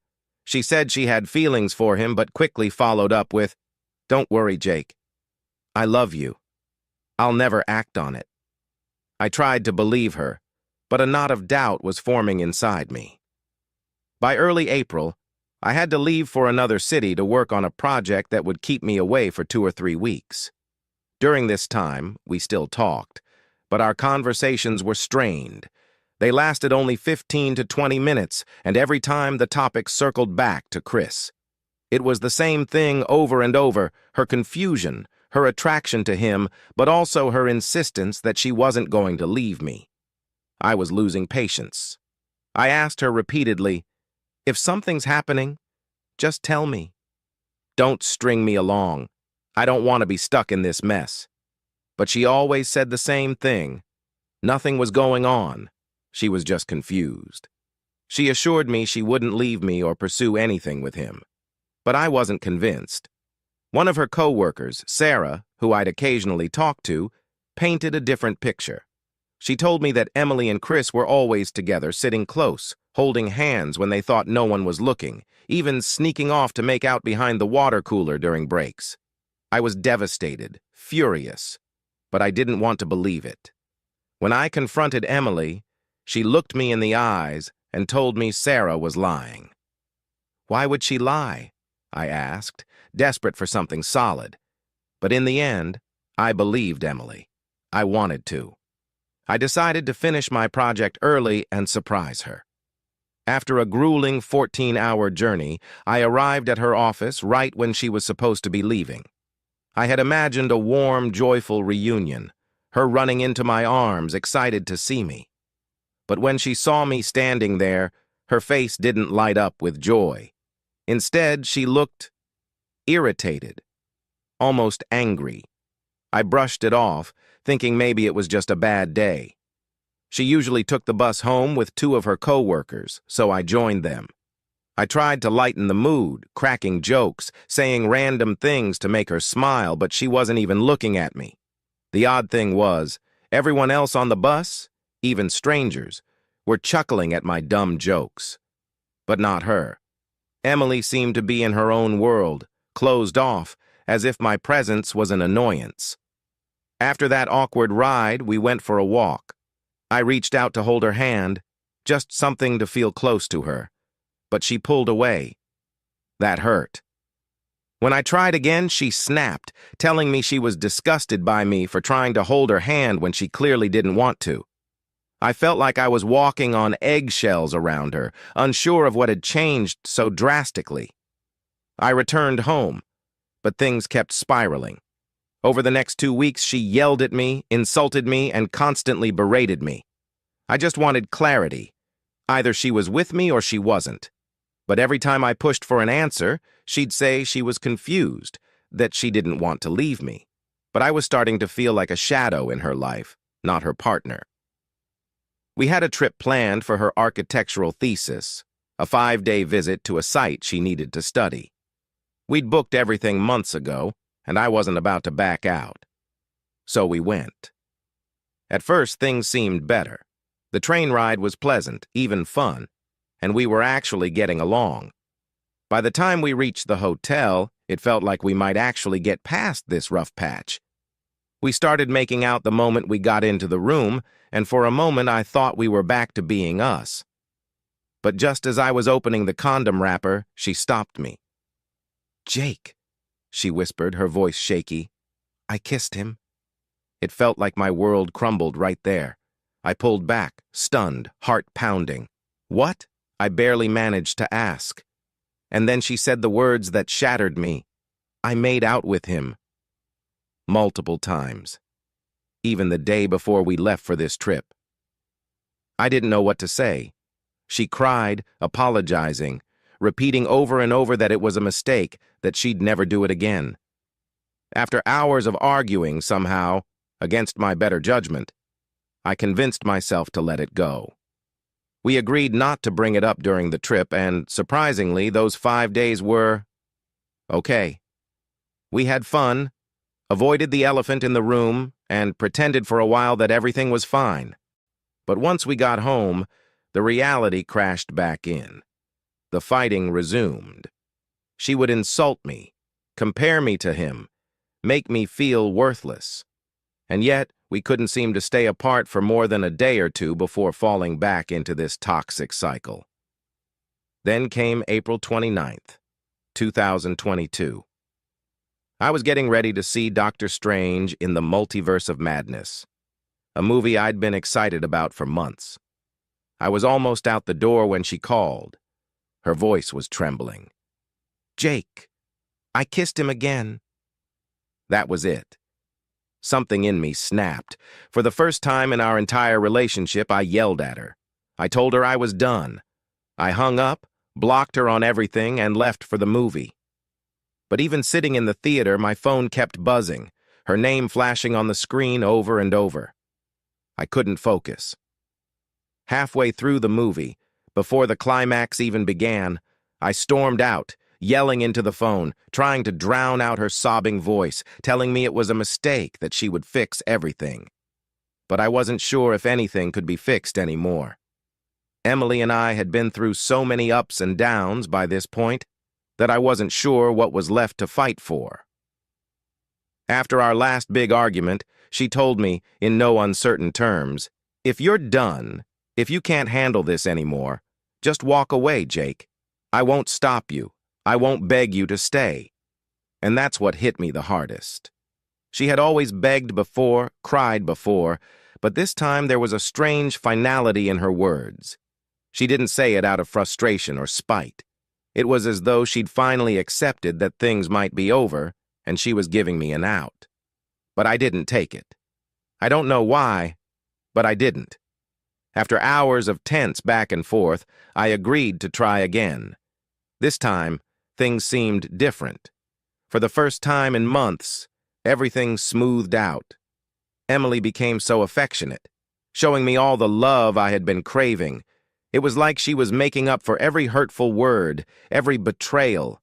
She was sweet, caring, doing whatever she could to rebuild the trust we had lost. I wanted to believe her. I really did. And for a while I thought we were healing. I noticed the changes in her efforts to make things right. Maybe this time was different. But of course, nothing is ever as easy as it seems. Exactly 15 days later, on May 22nd, 2022, she had an important interview lined up. The only problem? The interview was far away, and her parents wouldn't let her go alone. To make matters worse, none of her friends were available to help out. The only person who could take her was, of course, Chris, the guy who had been haunting our relationship like a shadow I couldn't shake. Emily called me asking if I was okay with it. "I can cancel if you're uncomfortable," she said. "It's just an interview. I won't go if it's going to cause problems." I could have said no. Maybe I should have. But I didn't. I told her it was fine. She left with him that morning. I didn't call her during the interview. I figured she was probably in the middle of it, and I didn't want to distract her.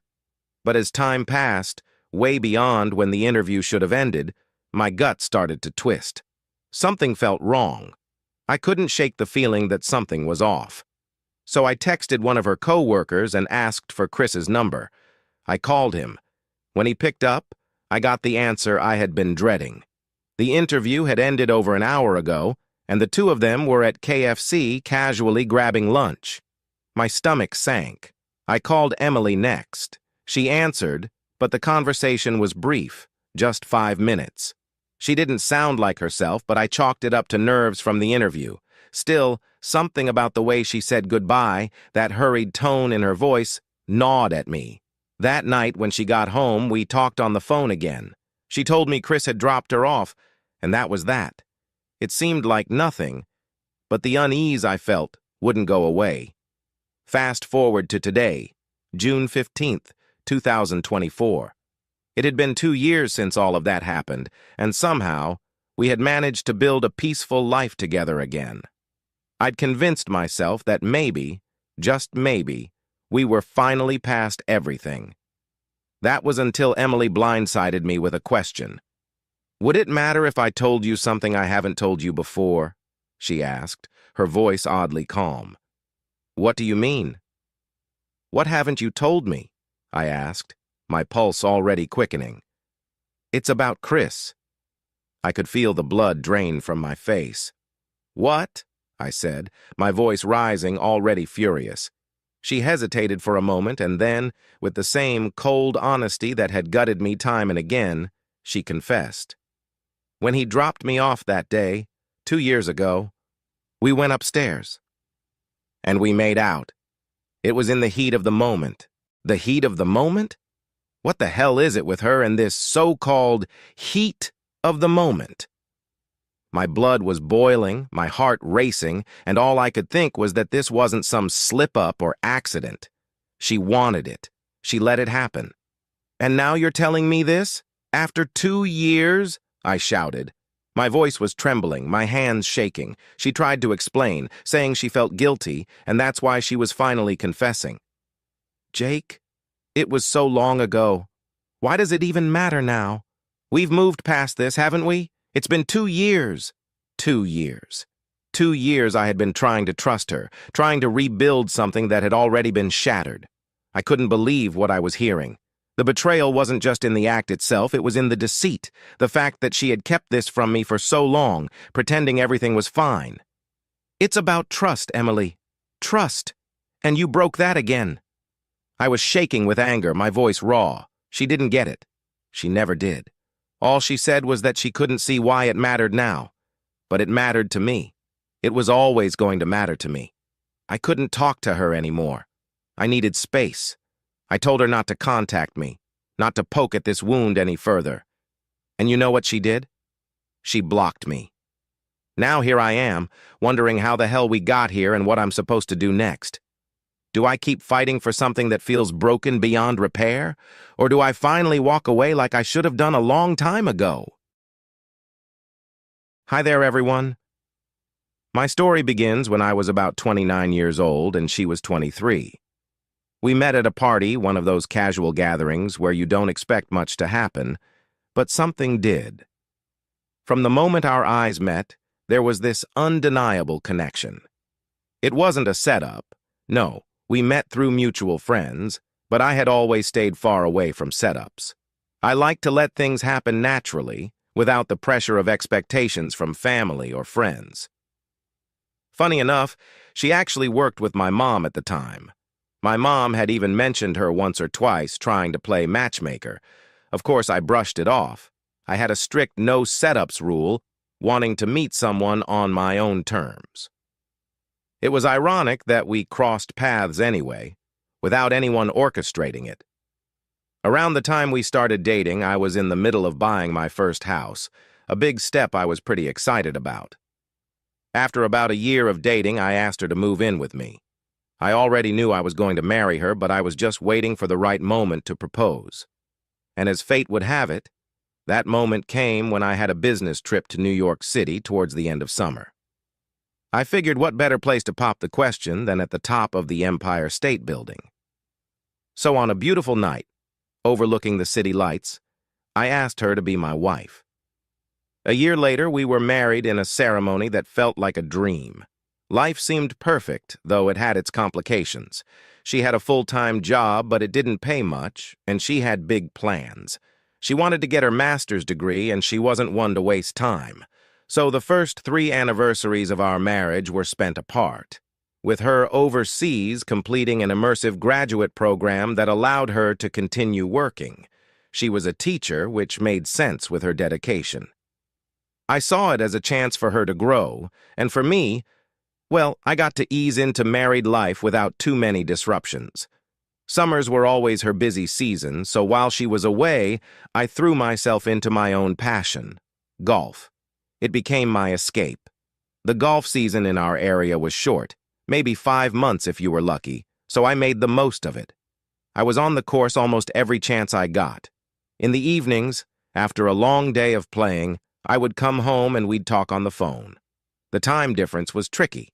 While it was evening for me, it was early morning for her. But we still managed to talk every couple of days, keeping that connection alive despite the distance. During one of our calls in her 3rd and final year of graduate school, something shifted. She mentioned that we needed to have a talk when she got back home. That small statement sent a wave of anxiety through me. My mind immediately raced to the worst conclusions. Was something wrong? Was there something I needed to brace myself for? I couldn't help but wonder if there was another guy involved, if somehow the distance had created room for someone else to step in. So, with my heart pounding, I asked her straight up if our talk had anything to do with someone else. She laughed it off and denied it, saying she just missed me and wanted us to spend some quality time together when she got back, time to catch up on everything she'd missed while being away. I wanted to believe her. I did trust her, and she had never given me a reason to doubt her before. So I tucked that nagging worry into the back of my mind, leaving it there to simmer quietly. Not forgotten, but certainly not at the forefront either. When she finally came home, things were exactly as she said they'd be. We spent hours talking, making up for the time lost during those long months apart. We reconnected in every way possible, physically and emotionally. Her overseas studies were finally behind her, and for the first time in years we could start focusing on the future, together. It felt like we had hit this milestone, and now we could talk about building a family, something we had both been excited about for a while. The idea of having children, raising them, and creating memories that would last a lifetime. It was a dream that was finally within reach. Fast forward about 15 years, and that dream became our reality. We had 3 beautiful children, 2 daughters and a son. Life was busy, chaotic even, but it was full.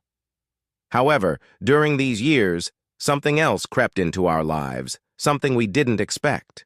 Her health began to decline. It started small, episodes that we couldn't quite explain. After years of uncertainty, she was diagnosed with epilepsy. The diagnosis hit us hard, but the real blow came when the doctors told us she needed surgery, that they had to remove the affected part of her brain. It was one of the most stressful times of my life. Our kids were still young, and they didn't understand what was happening. I was working long hours trying to keep everything together while also making sure she knew I was there for her. I kept telling her, "It's going to be okay," even when I wasn't sure myself. The surgery was terrifying, the stakes high, but thankfully, it went as well as we could have hoped.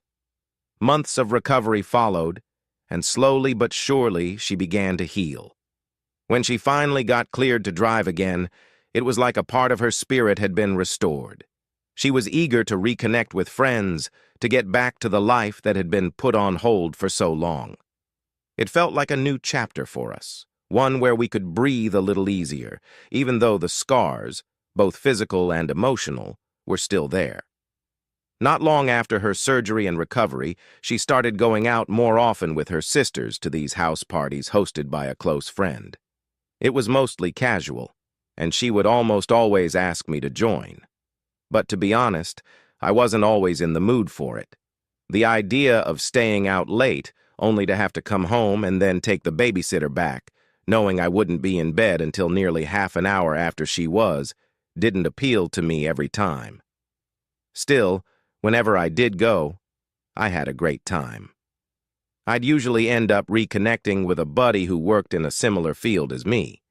We'd talk about work, sports, and drink a ridiculous amount of beer. It was fun, no doubt about that. But I didn't always have the energy for it. One weekend, she was getting ready for one of these parties, and I couldn't help but notice something different about her.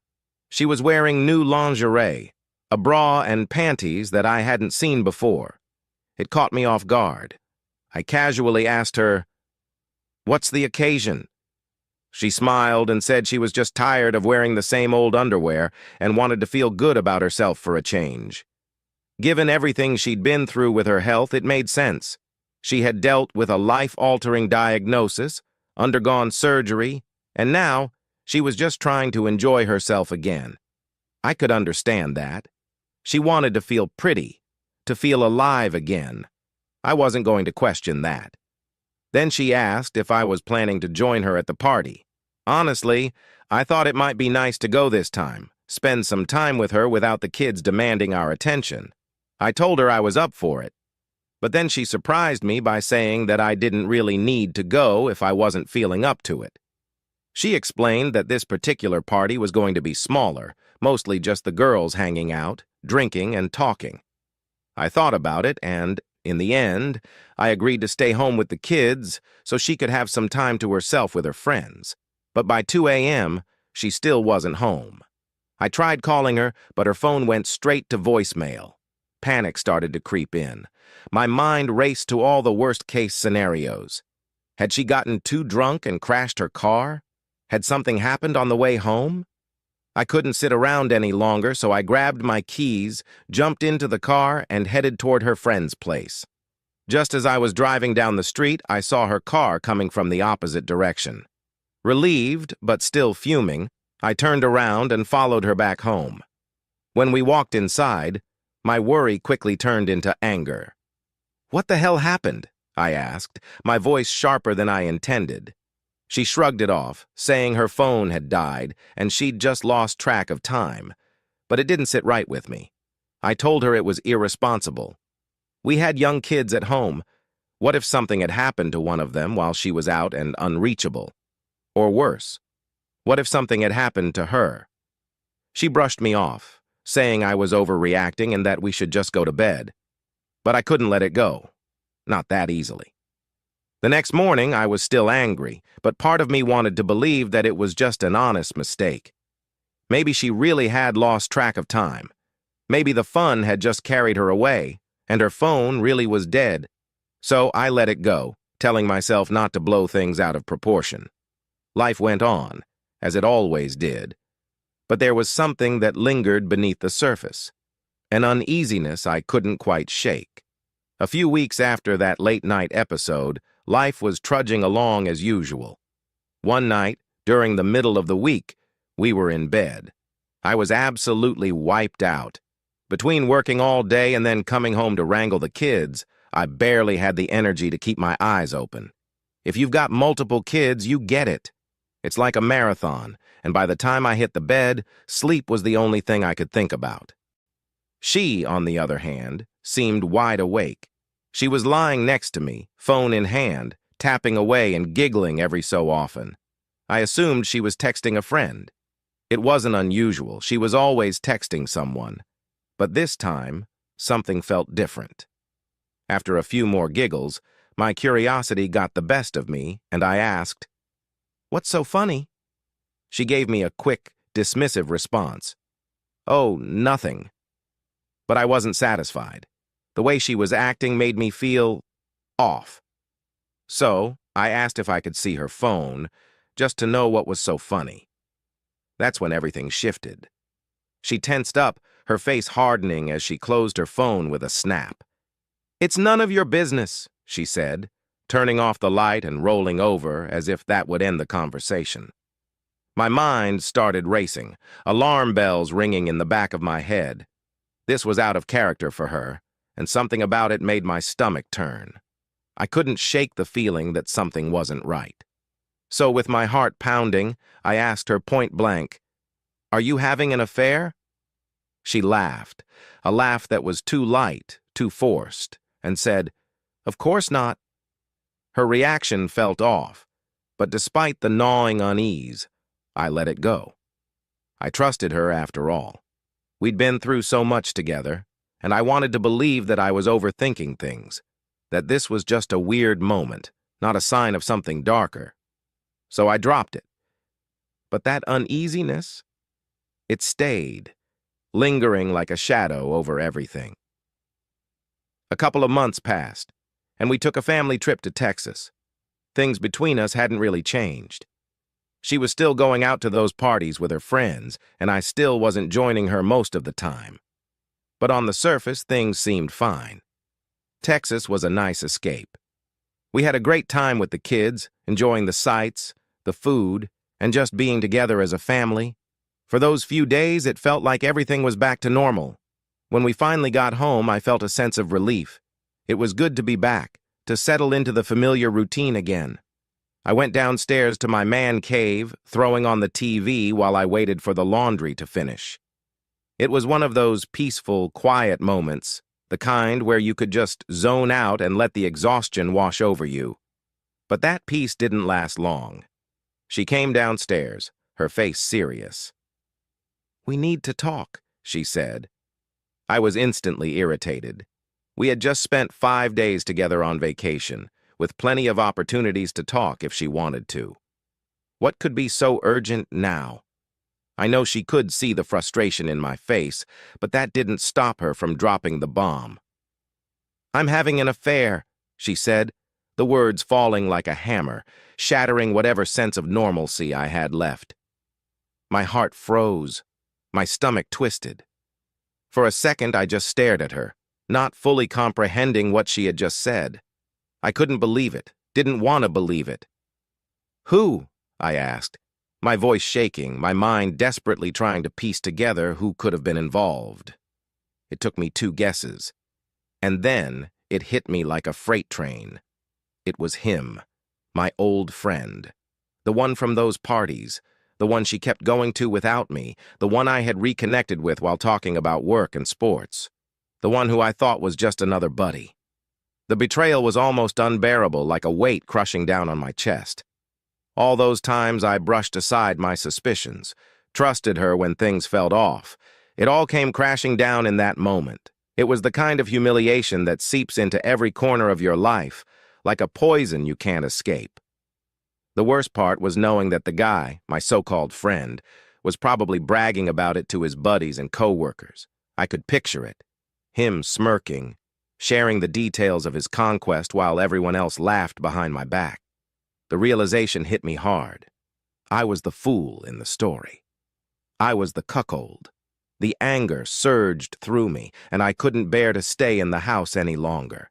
I told her to leave, to pack her things and go, but she crossed her arms and stood her ground. "This house is just as much mine as it is yours," she said. And technically, she was right, but I couldn't be there. Not with her. Not after knowing what she'd done. I made the decision to leave, to walk away from everything. But she grabbed my arm and begged me not to go. She didn't want the kids to know something was wrong, to have their world shattered because of her affair. It was hard to focus on her words through the haze of anger and betrayal swirling in my mind. But there was one question I had to ask. Was there anyone else? Before him? I couldn't shake the feeling that this wasn't the first time she'd crossed the line. Her answer made me feel sick. "I kissed a guy during one of my summers overseas," she admitted, her voice barely above a whisper. It was a confession, but I wasn't buying it.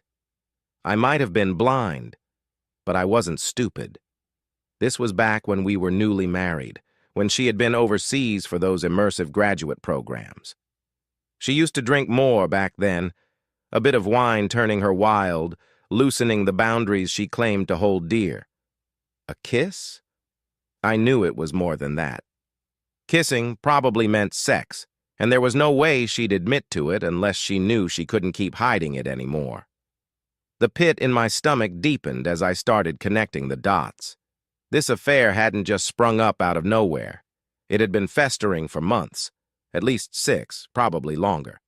I felt foolish for not seeing the signs, for trusting her when I should have been more suspicious. The late nights at her friend's house, the new lingerie, the way she had brushed off my questions. It all made sense now.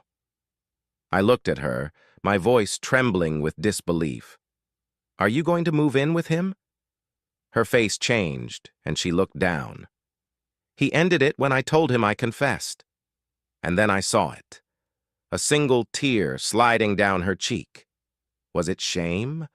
Or was it grief for losing the guy who had been using her all along? It didn't matter anymore. She wasn't crying for me or for what we had built together. She wasn't crying for our marriage. I couldn't stand the sight of her anymore. My mind was in a tailspin, and I felt like I was drowning. The weight of her betrayal was too much to bear. I packed a bag, my hands shaking, and I asked her one last question. "How could you do this? How could you love me and still break our vows like it meant nothing?" Her response was a cold, calculated dagger straight to the heart. "I don't know if I ever really loved you." That was it. The final blow. The life we had built. The years we had spent together. The children. The memories. It all felt like a lie. I left the house that night, unable to look back. And soon after, I left the marriage, too. After everything fell apart, I bought a house just a couple of miles from what had been my home. I wanted to stay close to the kids. They were my only anchor in all the chaos. But even though I moved out, I couldn't completely escape her. We had to co-parent, and that meant dealing with her whether I liked it or not. And believe me, I didn't. I avoided her as much as I could, keeping interactions limited to the bare necessities about the kids. It wasn't easy, though. There was no way to cut her out entirely. Then came COVID. I got hit hard, really hard. It knocked me out for a solid month, and there were times when I genuinely thought I wouldn't make it. I was so weak that even getting out of bed felt like an impossible task.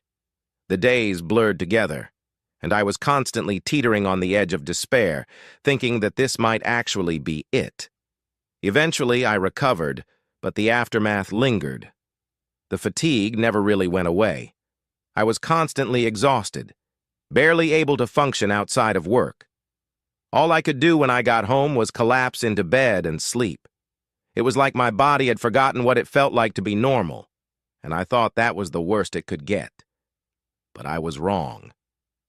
Not long after recovering from COVID, I got hit with another blow. Cancer. It was a sucker punch I didn't see coming. The doctors caught it early, which was the only silver lining, but I still had to go through surgery, chemo, and radiation. The whole ordeal dragged on for months. It was brutal, but I made it through. I came out the other side thinner, weaker, but still standing. And weirdly enough, despite everything, I hadn't felt this good in years. I'd lost a lot of weight I needed to lose, and for the first time in a long time, I felt like I had a bit of control over my life. During all of this, she showed up, bringing soup, offering help, doing all the things someone might do for an ex who's sick. But every time she brought me food or checked in on me, it felt like salt in the wound. Part of me resented her being there. I couldn't shake the feeling that this was her way of trying to make up for the hell she'd put me through. She was the one who had torn my world apart, and now she wanted to play the caregiver? I wasn't having it. The truth is, after the affairs, after everything, I'd been suicidal for a while. It wasn't just the betrayal, it was the complete collapse of everything I thought my life was. There were dark days where I seriously didn't want to go on. And even now, a decade later, the depression still lingers. There are moments when it creeps back in, and I think about how much easier it would be if I wasn't around. But I manage. I've been on my own for the last 10 years, and single for the last 9. In a lot of ways, my life is better now. I've got good friends, the kind you can golf with, throw back some beers, and just laugh about life. I've got my dog, my faithful companion who sleeps in my bed most nights. She's loyal. Though I've noticed that when one of the kids comes home from college, she'll ditch me and sleep with them instead. I guess I'll always be second fiddle, but that's fine. It's a small price to pay for a little companionship. Still, there's a sense of loss that I can't shake. The future I thought I'd have, growing old with my wife, spending more time with the kids as they got older, and enjoying retirement, that's all gone now. It's like trying to grasp at vapor. I see the kids, of course, but things aren't the same. My finances never recovered from the divorce, and retirement, that's just a distant fantasy at this point. Not for her, though. No, she got the house. She got the child support. Meanwhile, I'm left to struggle, just trying to make ends meet month after month. It's funny, though. Even with everything she took, what I miss most isn't the house or the money. It's the trust, the ability to believe in someone again. I've decided I'll never be in another serious relationship. I can't. The price is too steep, and the trust, well, that's gone. The thought of letting someone else in, only to be burned again, is too much to even consider. I'll never be able to trust a woman like that again. Not after what she did. My wife Emily and I met online about 10 years ago, back when dating apps were just starting to become the norm. We hit it off almost immediately, like we'd known each other for years rather than days. Fast forward 8 years, and here we are, married with 2 young children, a house of our own, and the kind of bond I'd always hoped to find, but never thought was possible. Before meeting her, neither of us had really had any serious, long-term relationships. Sure, we dated, but nothing that came close to what we have now. We're partners in every sense of the word. We've faced challenges like everyone else, but we've always worked through them, especially when it came to our finances, which was a rough spot for us in the beginning. But we communicate. We're a team, one unit, and we always have each other's backs. Or at least, that's how it felt, until recently. Here's the thing about Emily. She's always been clear about being straight, and I've never questioned that. But her style, her vibe, it has this kind of, I don't know, it gives off an energy. People might look at her and think she's into women, but that never bothered me. It's just how she is. She's confident, edgy, doesn't fit into any neat box. I love that about her. But Emily has this habit of pushing the limits when it comes to joking around, especially at work. Her workplace is like a free-for-all when it comes to humor. Lots of inappropriate jokes, even stuff of a sexual nature, the kind of banter that would get me fired on the spot if I ever tried it at my job. But for her, it's just how things are in that environment. I've always trusted her. Never gave it a second thought. That is, until she met someone new at work a few weeks ago. Her name is Rachel. From the moment Rachel came into the picture, I couldn't stop hearing about her. Rachel's hilarious, Emily would say, or, you know, Rachel's kid is in our son's class at school, or, Rachel just sent me the funniest message, she's so cool. It was Rachel this, Rachel that.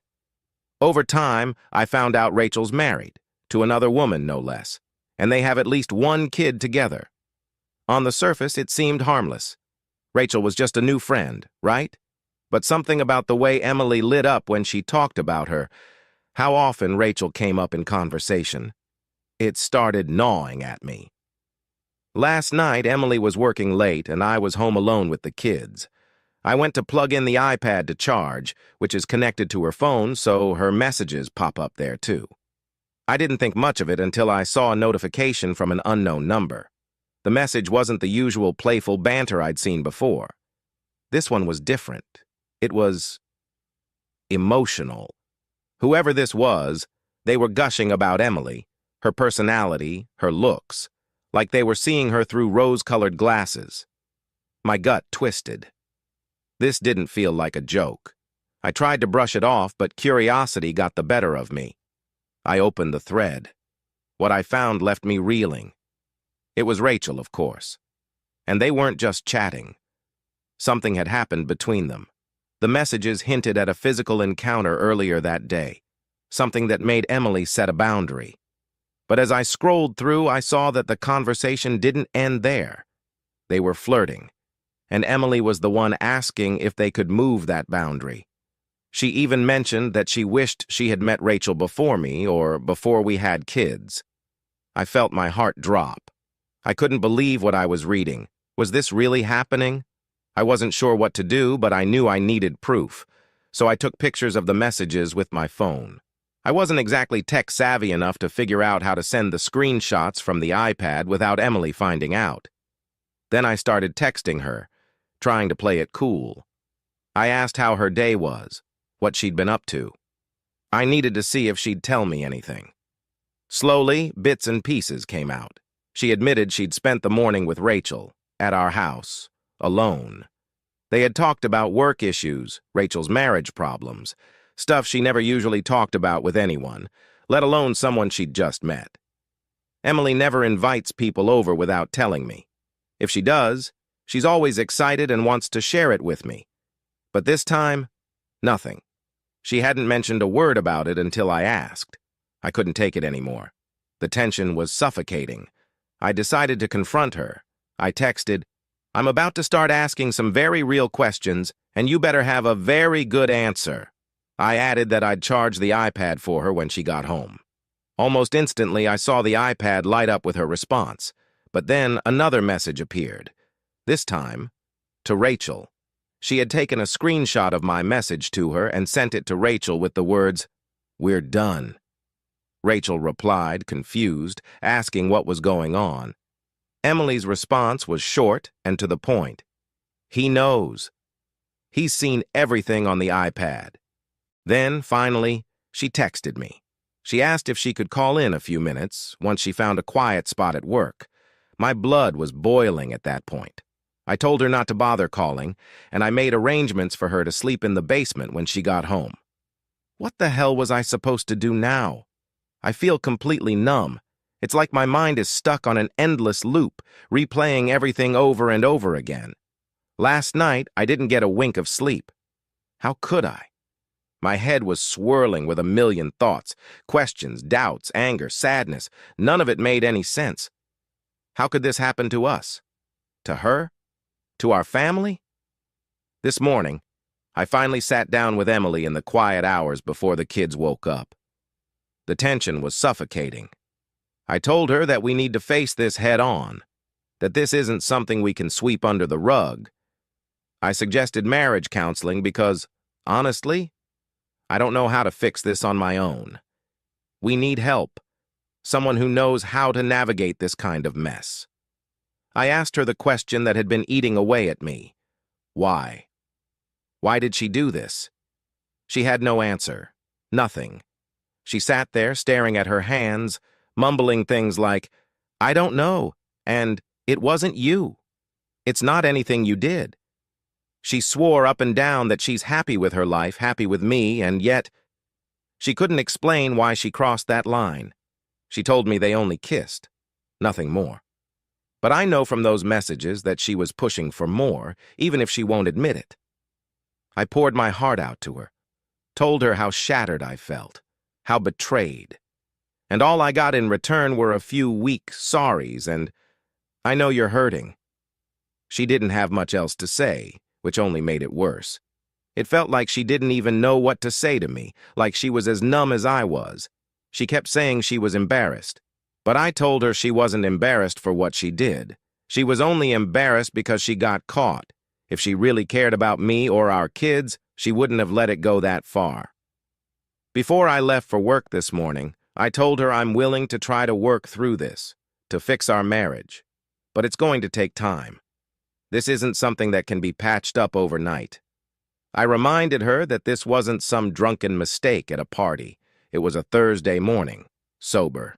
She invited Rachel over minutes after dropping the kids off at school. And after everything, we'd just been intimate that morning.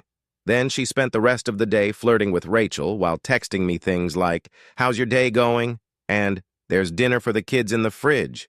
She was literally flirting with Rachel right before and after talking to our kids on FaceTime. I'm angry. So angry. But I'm trying to keep my head straight. I don't want to do anything rash, something I'll regret later. Deep down, I still want to fix this. I'm just not sure how. I've already told her we're going to counseling. I told her she needs to get an STD test, and that this joking around at work needs to stop. She's promised me she's cut off contact with Rachel, outside of professional work interactions. But honestly, how am I supposed to trust that? I haven't told her I've got photos of their messages. She only knows I saw them on the iPad. For now, I'm making her sleep in the basement. But is this even salvageable? Am I fooling myself? Should I just blow it all up and go scorched earth? I don't want to do that to the kids. It's not fair to them, and they deserve better than a bitter, broken home. Part of me wonders if something is wrong with her. A tumor? A chemical imbalance? Something that explains why she'd do something so out of character. This came out of nowhere, and she seems as confused as I am about why she did it. All she says is that she got curious. But that's not enough for me. I'm also torn about whether I should reach out to Rachel's wife. Part of me thinks she deserves to know, but another part of me doesn't want to bring even more chaos into this. Should I push Emily to come clean to Rachel's wife? Or should I just let it go? Emily's got another late shift tonight, and I'm at work now. We probably won't even see each other again until tomorrow morning. The worst part? We've got a weekend full of kids' birthday parties to get through. I don't know how we're going to pretend everything's fine, but we'll have to. I don't want anyone else to know yet, not until I figure out what the hell to do. I always thought of my wife, Emily, as the epitome of faithfulness. Simple, grounded, the kind of woman who didn't care about the drama or attention most people seem to crave. We had been together for 8 years, married for 5. Emily was the type of person who avoided the spotlight, content with quiet weekends at home, watching old movies, cooking, or reading. She wasn't into wild parties, didn't care about flirting with random people, and never gave me a reason to doubt her loyalty. Our relationship wasn't perfect, of course. Whose is? But it was solid, or so I thought. Then came the wedding. It was our mutual friends, Sarah and Tom, tying the knot. They'd been together for years, and their wedding was going to be a big reunion for our college group. Emily was excited, maybe a little too excited, but I didn't think much of it. I figured she was just happy to catch up with old friends she hadn't seen in a while. I didn't realize that wedding would become the turning point in my marriage, the moment when everything I thought I knew about Emily would shatter.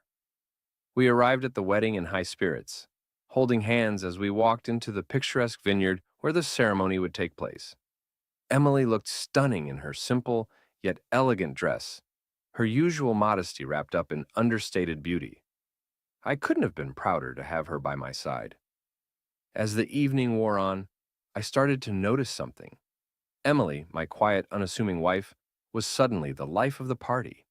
She was laughing louder than usual, her smile wider, her eyes sparkling in a way I hadn't seen in years. At first, I told myself it was the champagne, the good vibes of the event. But when she started spending an unusual amount of time with one of the groomsmen, Jake, an old friend of Tom's, I felt the first twinges of unease. They chatted at the bar, standing close, their conversation punctuated with laughter. I told myself they were just catching up. After all, we all knew Jake from college. But something about the way Emily leaned in when she spoke to him, the way her hand lingered on his arm, it set off alarm bells in my head.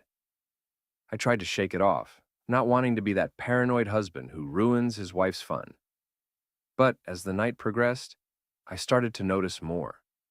Emily seemed to be seeking Jake out, finding reasons to be near him.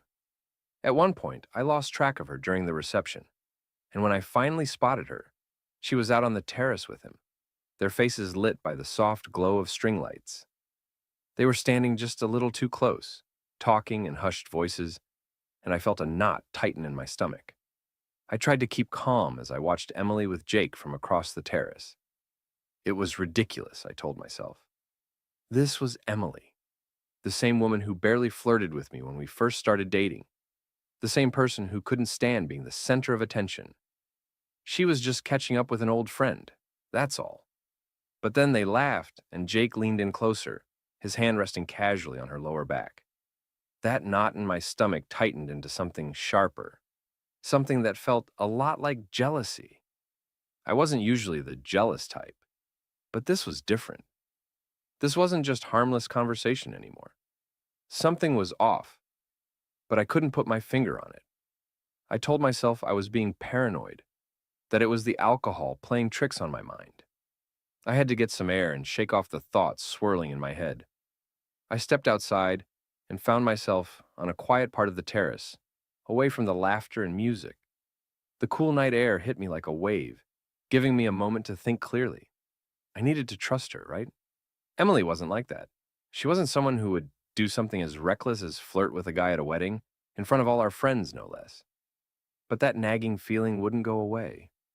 When I walked back inside, I tried to keep my distance, watching Emily as she made her rounds. She danced with the bride, toasted with the groom, and seemed to be having the time of her life. But I couldn't ignore the moments when she gravitated toward Jake. It was subtle, almost unnoticeable, but I knew her too well to brush it off. Then it happened. Right as the night was winding down and people were starting to leave, I noticed Emily slip away again. I didn't want to overreact, so I let her go, assuming she was heading to the bathroom or grabbing one last drink. But when she didn't come back after 10 minutes, I decided to look for her. I weaved through the dwindling crowd, trying not to seem panicked, but my heart was racing. I checked the bar first, empty, the dance floor, nothing. I stepped outside, scanning the terrace and garden area, but still no sign of her. And then I saw it, the faint glow of a phone screen coming from a secluded spot behind the trees. I moved closer, my breath shallow, my mind racing with all the worst-case scenarios. I wasn't sure what I expected to find, but what I saw hit me like a punch to the gut. There was Emily, pressed up against the side of the building, Jake's body pressed close to hers. They were in a shadowed corner, but it was clear as day to me. His hand was on her waist, fingers digging into the fabric of her dress, and her lips were on his. I froze. My brain couldn't fully process what I was seeing. This wasn't just some innocent flirtation. Emily, my faithful wife, was kissing another man in the dark at our friend's wedding. It felt like the ground was slipping out from under me. I stood there, rooted to the spot, my heart hammering in my chest. Emily, the woman I thought I knew inside and out, was kissing Jake, her hands wrapped around his neck, their bodies pressed together like they'd done this before. I wanted to scream, to tear them apart, but all I could do was watch, completely paralyzed by shock. After what felt like an eternity, they finally pulled apart. Emily's lips were slightly swollen, her eyes wide and filled with something I didn't recognize. Excitement?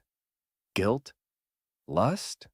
Jake whispered something in her ear, something that made her smile, and it took everything in me not to storm over there and demand answers. But instead, I just turned around, my mind racing, my stomach in knots. I needed a moment to breathe, to think. What the hell had just happened? I stumbled back into the reception hall, my legs feeling weak and shaky. The lights, the music, the people laughing and dancing, it all felt surreal, like I was watching someone else's life fall apart from a distance. I knew I had to confront her, but I wasn't ready, not yet. I needed to figure out how this could have happened, how she could have done this to me. So I waited. I grabbed a drink, something stronger than I normally would, and tried to steady my thoughts. Maybe it was just a stupid one-time thing. Maybe the alcohol, the wedding atmosphere, it had gotten to her. People make mistakes, right? But deep down, I knew it was more than that. The way they had kissed, the way she had looked at him, it wasn't a spur-of-the-moment lapse in judgment. This had been building for a while.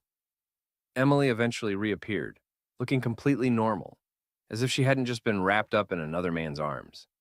She came over to me smiling, her cheeks flushed, and for a moment, I almost convinced myself it had all been a bad dream. But the minute she leaned in to kiss my cheek, I pulled back slightly, unable to mask the hurt and suspicion bubbling inside me. She noticed, of course. "What's wrong?" she asked, her voice tinged with concern. I could feel her eyes searching mine, trying to gauge what I knew. "I saw you," I said, my voice barely above a whisper, "with Jake." For a second, Emily froze, her smile faltering, her face going pale. But then, to my surprise, she quickly regained her composure. "It wasn't what you think," she said, her voice suddenly calm, almost rehearsed. "He was just saying goodbye, and we got a little too close. It didn't mean anything. I wanted to believe her. God, I wanted to believe her so badly. But I couldn't shake the image of her lips on his, the way her body had responded to him. That wasn't just a goodbye, Emily. Don't lie to me. Her eyes darted away for a moment, and I saw the guilt flicker across her face before she masked it again. It was a mistake, she finally admitted. It was stupid, and I'm sorry. But it's not what you think. I'd never actually cheat on you. You have to believe me.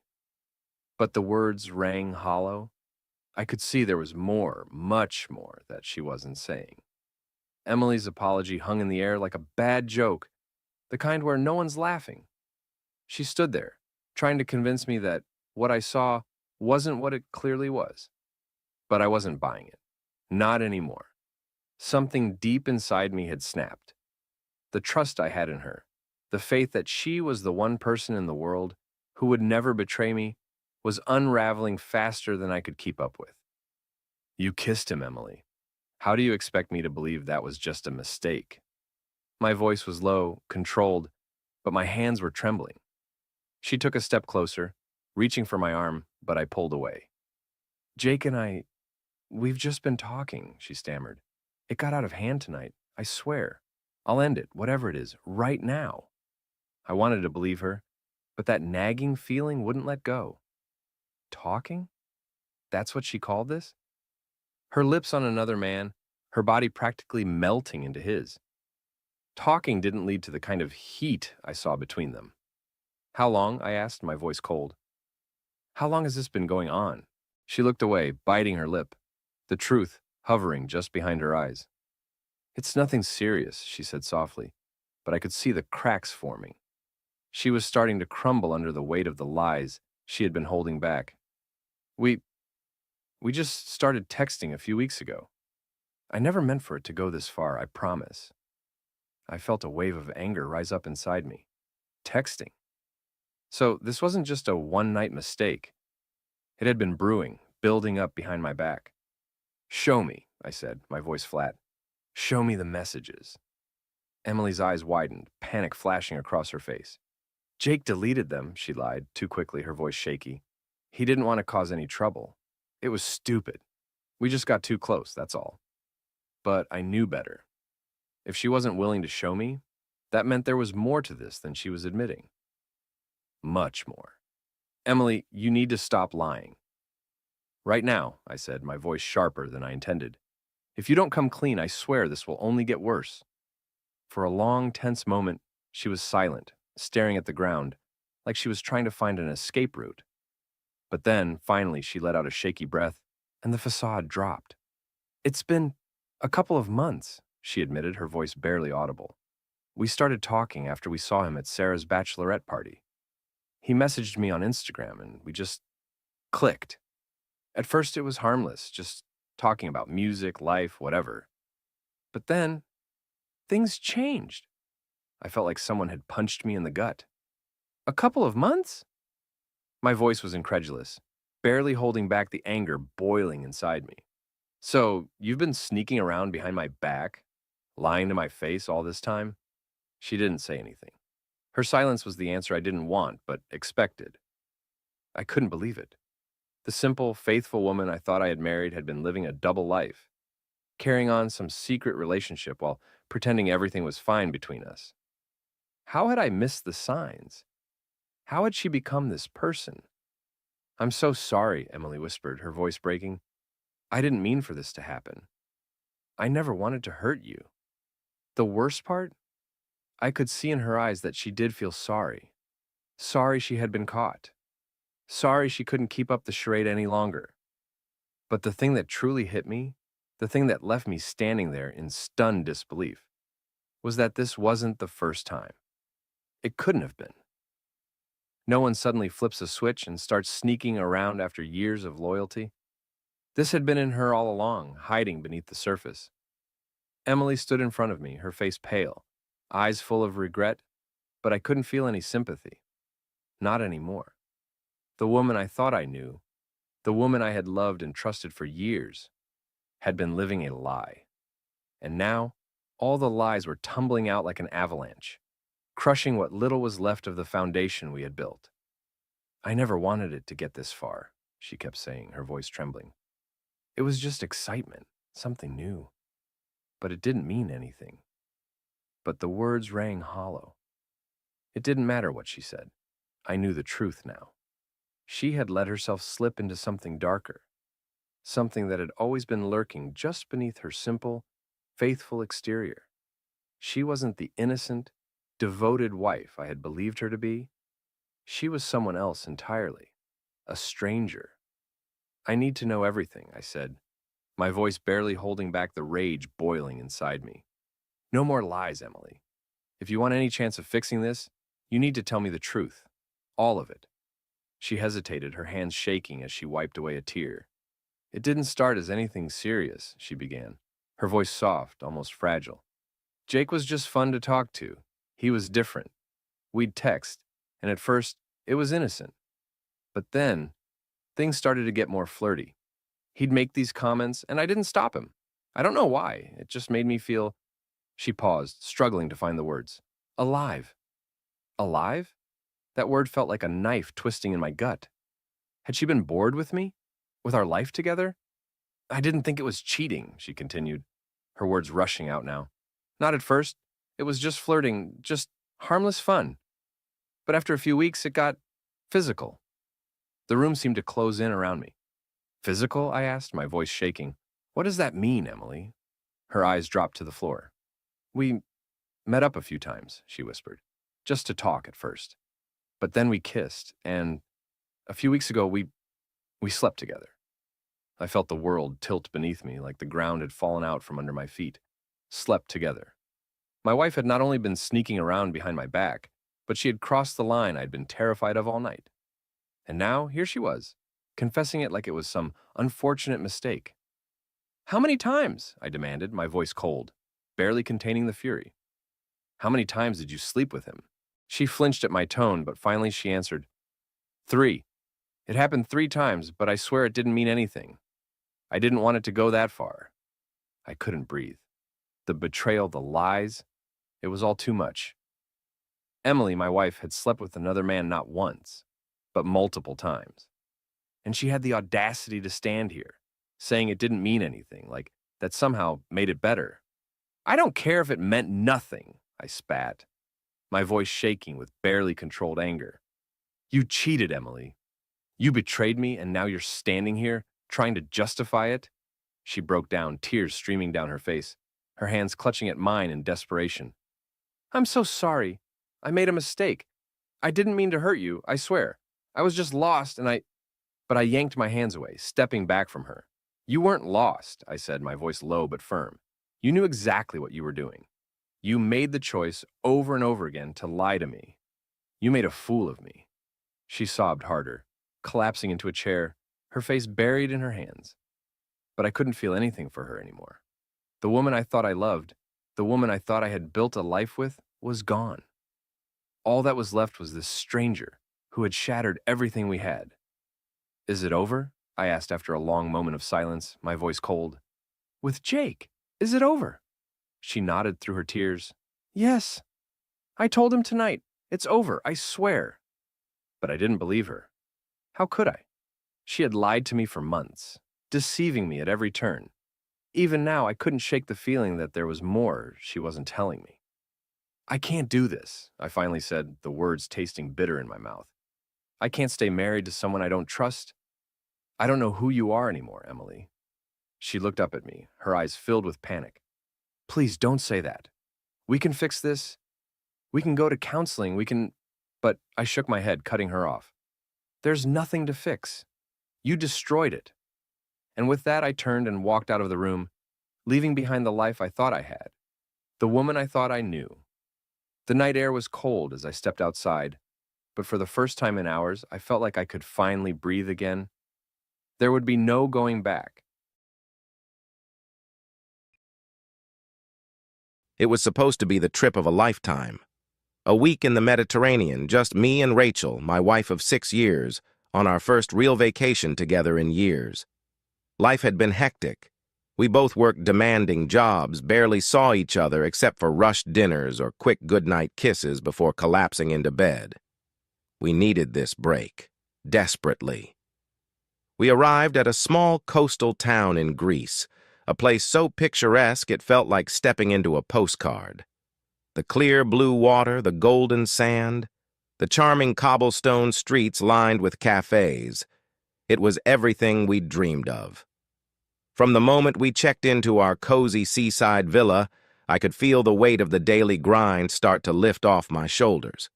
Rachel seemed more relaxed than I'd seen her in ages. Her usual work-related stress and exhaustion faded as we sipped cocktails on the terrace, watching the sunset over the horizon. The first few days were perfect. We spent hours wandering through local markets, laughing at my terrible attempts to speak Greek and indulging in way too much wine. It was like we'd rediscovered each other. Rachel's smile was brighter, her laugh more frequent. I was sure this vacation was just what we needed to rekindle our connection. On the third night, we went out for a fancy dinner at a little restaurant that overlooked the sea. I remember it so clearly, the way the candlelight flickered across Rachel's face as she told me how much she loved me. I held her hand across the table, feeling like the luckiest man alive.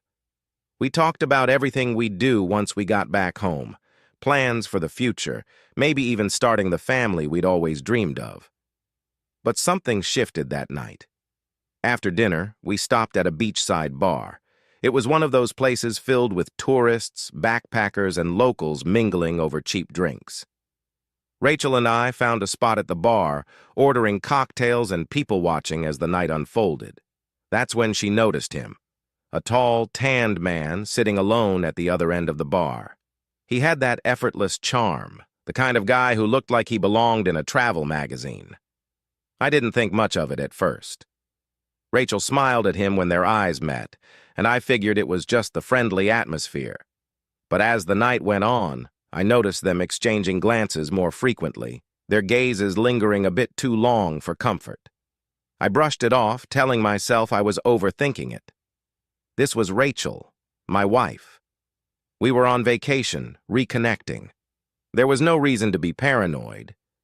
But the nagging feeling in the pit of my stomach wouldn't go away. The tension built slowly, like the faint rumble of distant thunder. Rachel kept glancing at him, and every time she did, I felt a tightening in my chest.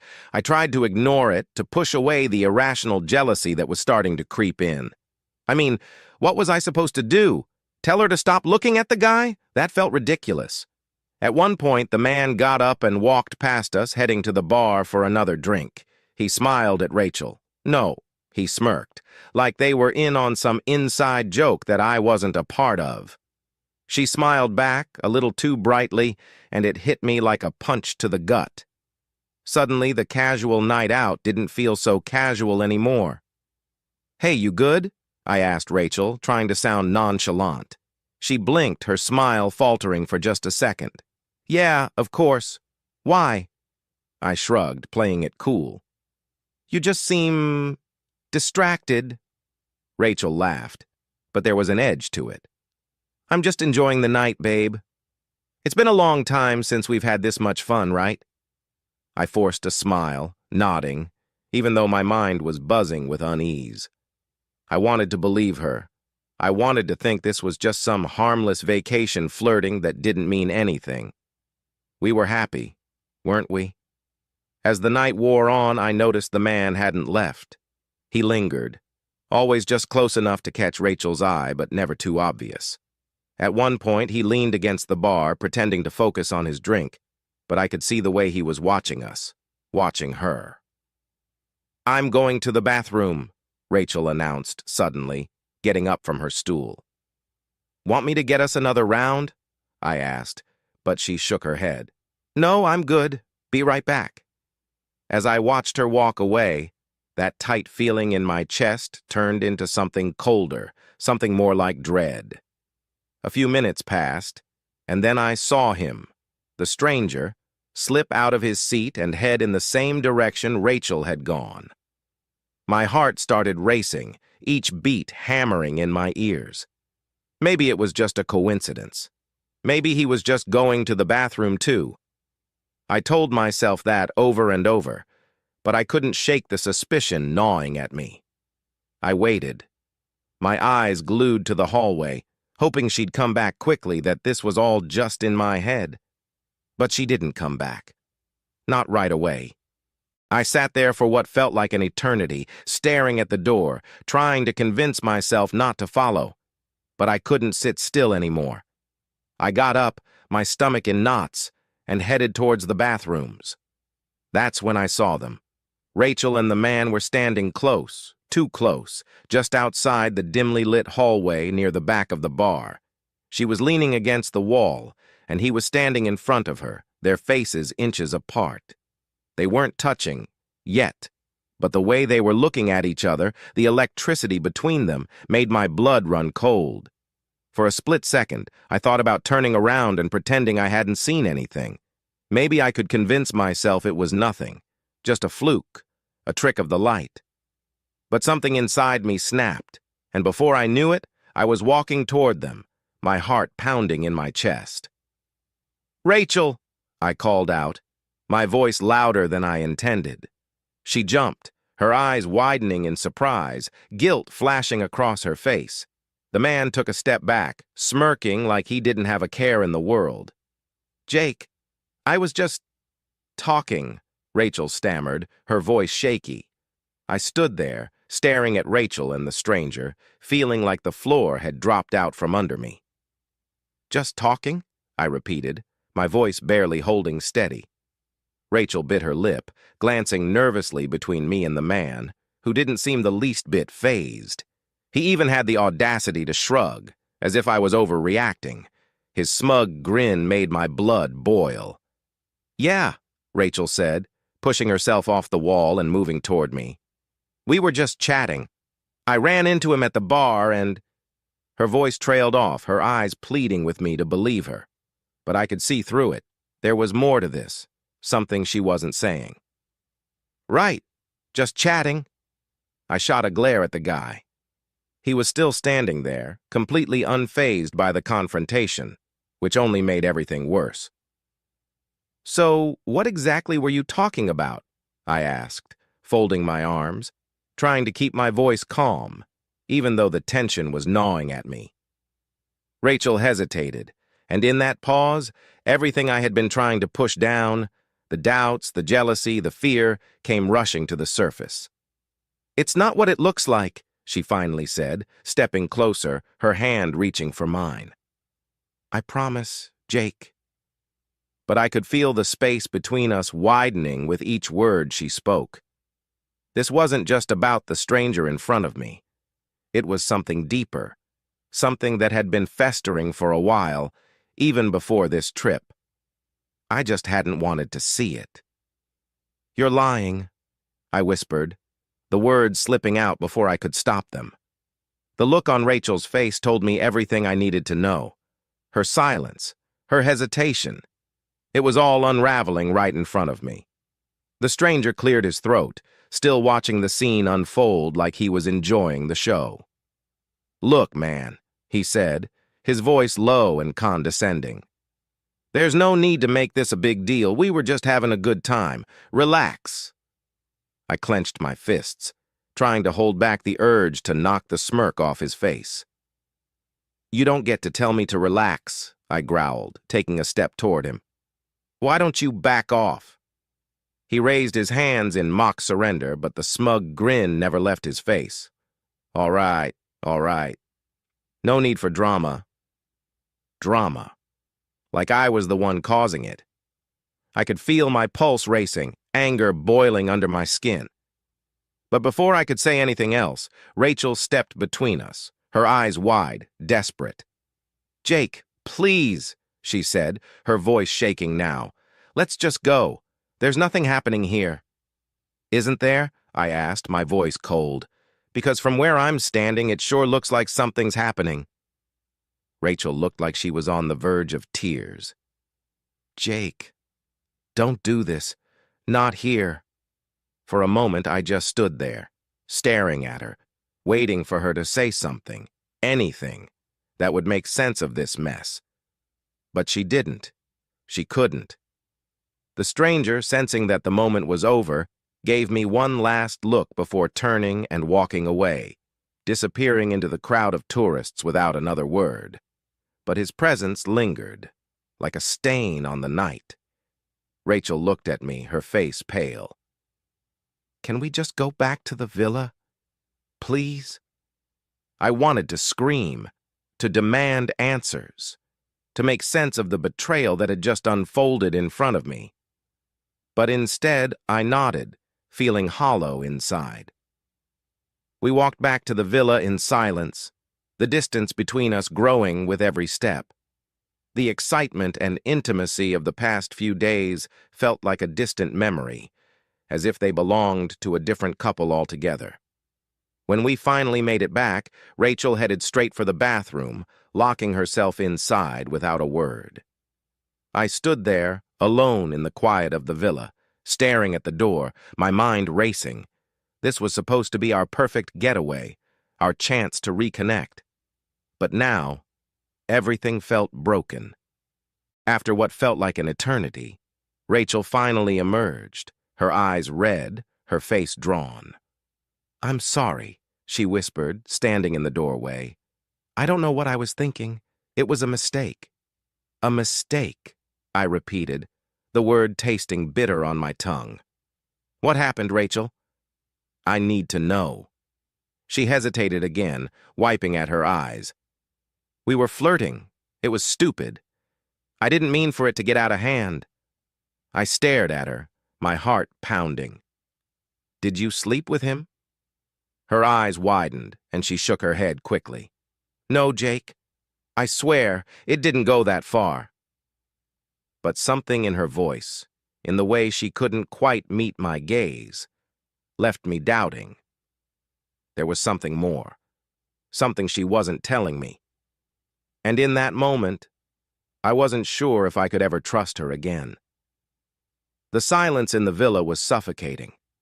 Rachel sat on the edge of the bed, her hands clenched in her lap, and I stood by the window, staring out at the dark ocean.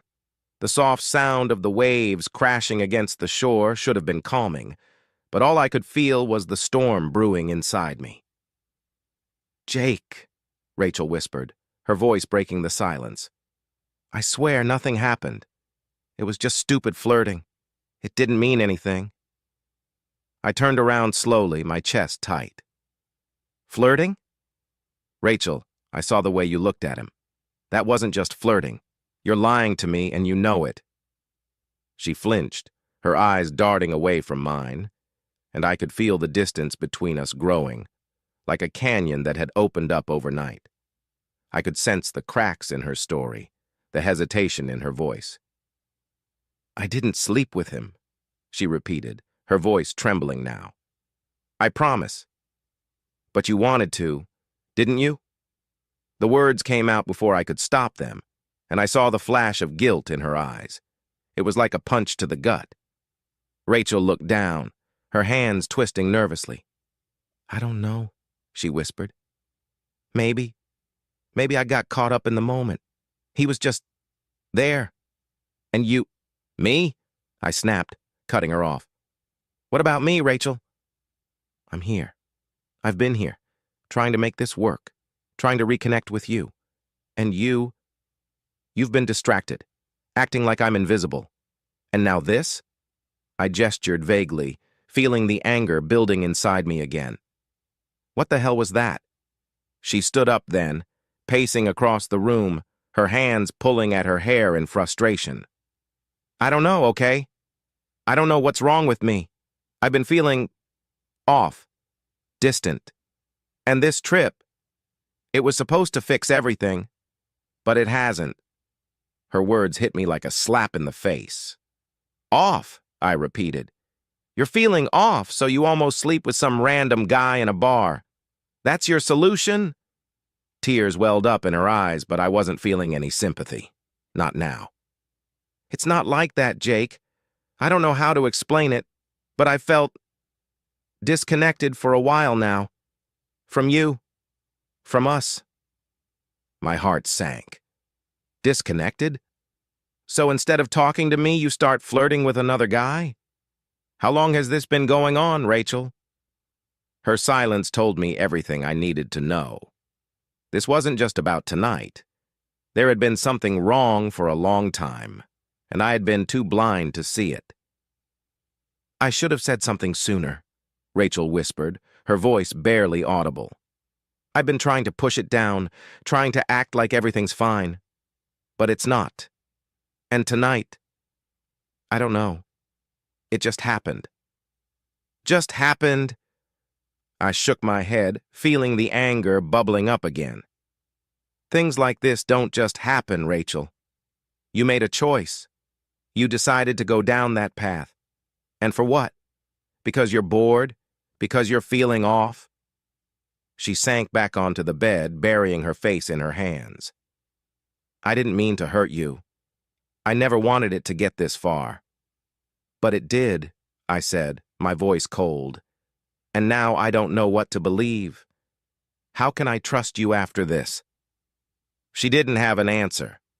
The silence stretched between us, heavy and oppressive, until I couldn't stand it anymore.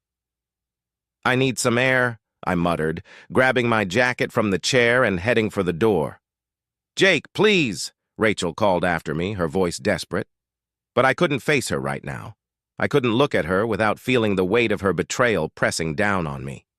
I stepped out into the night, the cool breeze hitting my face as I walked toward the beach. My mind was spinning, replaying everything that had happened, everything Rachel had said. How had we gotten here? How had I missed all the signs? I sat down on the sand, staring out at the dark waves crashing against the shore. This vacation was supposed to bring us back together, but instead, it had revealed just how far apart we really were. I had thought we were reconnecting, that this trip was a chance to fix what had been broken. But the truth was, the cracks had been there long before we ever boarded the plane. And now, I didn't know if we could ever repair the damage. As I sat there, the weight of everything pressing down on me, I heard footsteps behind me. I didn't have to turn around to know it was Rachel. She sat down beside me, but I didn't say anything. I couldn't. "I'm sorry," she whispered, her voice soft and full of regret. "I never wanted this to happen." I stared at the waves, my jaw clenched. "You've said that already." "I know." Her voice cracked, and I could hear the tears in her words. "But I mean it, Jake. I love you. I don't want to lose you." I turned to face her then, my eyes searching hers. "Then why, Rachel? Why did you do this?" She looked down, her shoulders slumping. "I don't know. Maybe I've been feeling lost, like I'm drifting. And tonight, it was like I wanted to feel something again, to feel alive." Her words hit me hard, but there was no comfort in them. I didn't know what to say, how to make sense of it all. "Is this it, then?" I asked, my voice hoarse. "Are we done?" Rachel's eyes filled with tears. "I don't want us to be." But the truth was, I wasn't sure what I wanted anymore. We sat in silence for what felt like hours, the sound of the waves crashing against the shore, the only thing filling the space between us. I couldn't look at her anymore. Not without feeling the sting of betrayal, the weight of what she'd done pressing down on me like a suffocating blanket.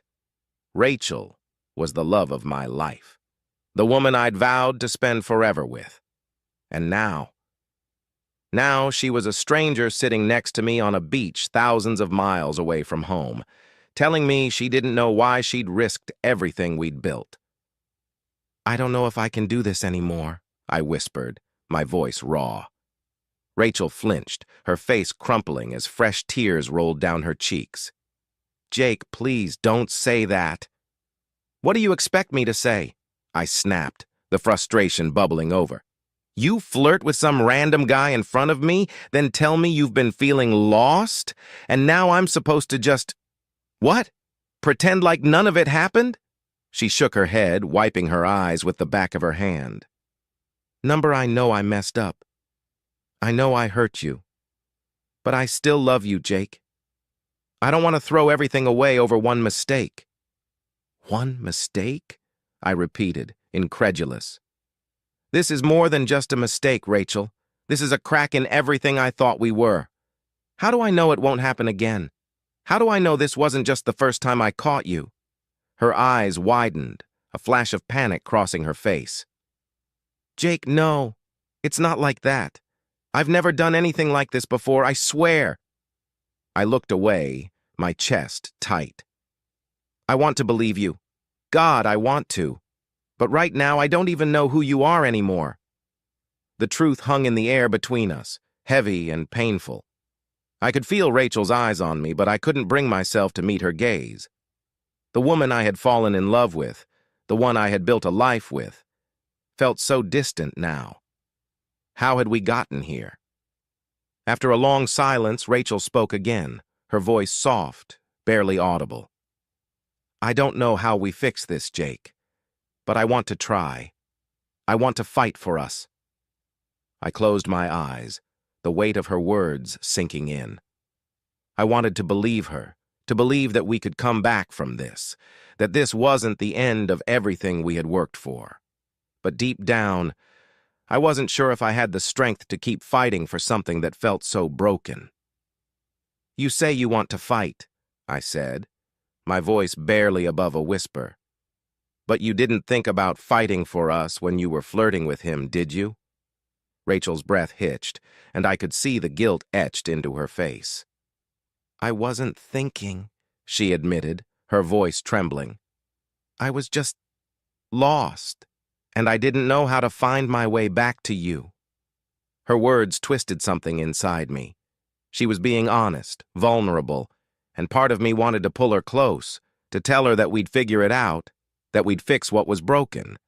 But the other part of me, the part that had seen her with that man, the part that had felt the sharp stab of betrayal, was too raw, too angry. "I need space," I finally said, my voice steady but hollow. "I need time to figure out if I can forgive this." Rachel's face crumpled, her tears flowing freely now. "Jake, please, don't walk away. Don't leave me like this." I stood up, feeling the cool sand shift beneath my feet as I turned toward the villa. "I'm not leaving," I said quietly, "but I need to be alone right now."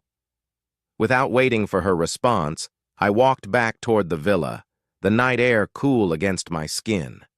Each step felt heavy, like I was dragging the weight of our entire relationship with me. When I reached the villa, I didn't go inside. Instead, I sat on the small terrace, staring out at the ocean, my mind a whirlwind of confusion and pain. I thought back to the beginning, to when Rachel and I had first fallen in love. We had been inseparable, sharing dreams, plans, and promises. We had been so certain that we were unbreakable. And now it felt like everything was falling apart, and I didn't know how to pick up the pieces. After a while, I heard the door creak open behind me. Rachel stepped out, her face streaked with tears, her shoulders slumped. "I'll sleep in the guest room tonight," she whispered, her voice barely holding together. I didn't respond. I didn't trust myself to say anything without letting the anger and hurt spill out all over again. She stood there for a moment, waiting for something, maybe for me to stop her, maybe for some sign that there was still hope. But I had nothing to give her. Not tonight. Rachel finally turned and went inside, leaving me alone with the crashing waves and the echo of everything we had lost. The next morning, the villa was quiet. Rachel had already packed her things, leaving a note on the kitchen counter. "Jake, I'm going to give you the space you need. I'm sorry for everything. I love you, and I'll be waiting if you decide you still want me. But if this is the end, I'll understand. R." I stared at the note, the familiar ache in my chest returning.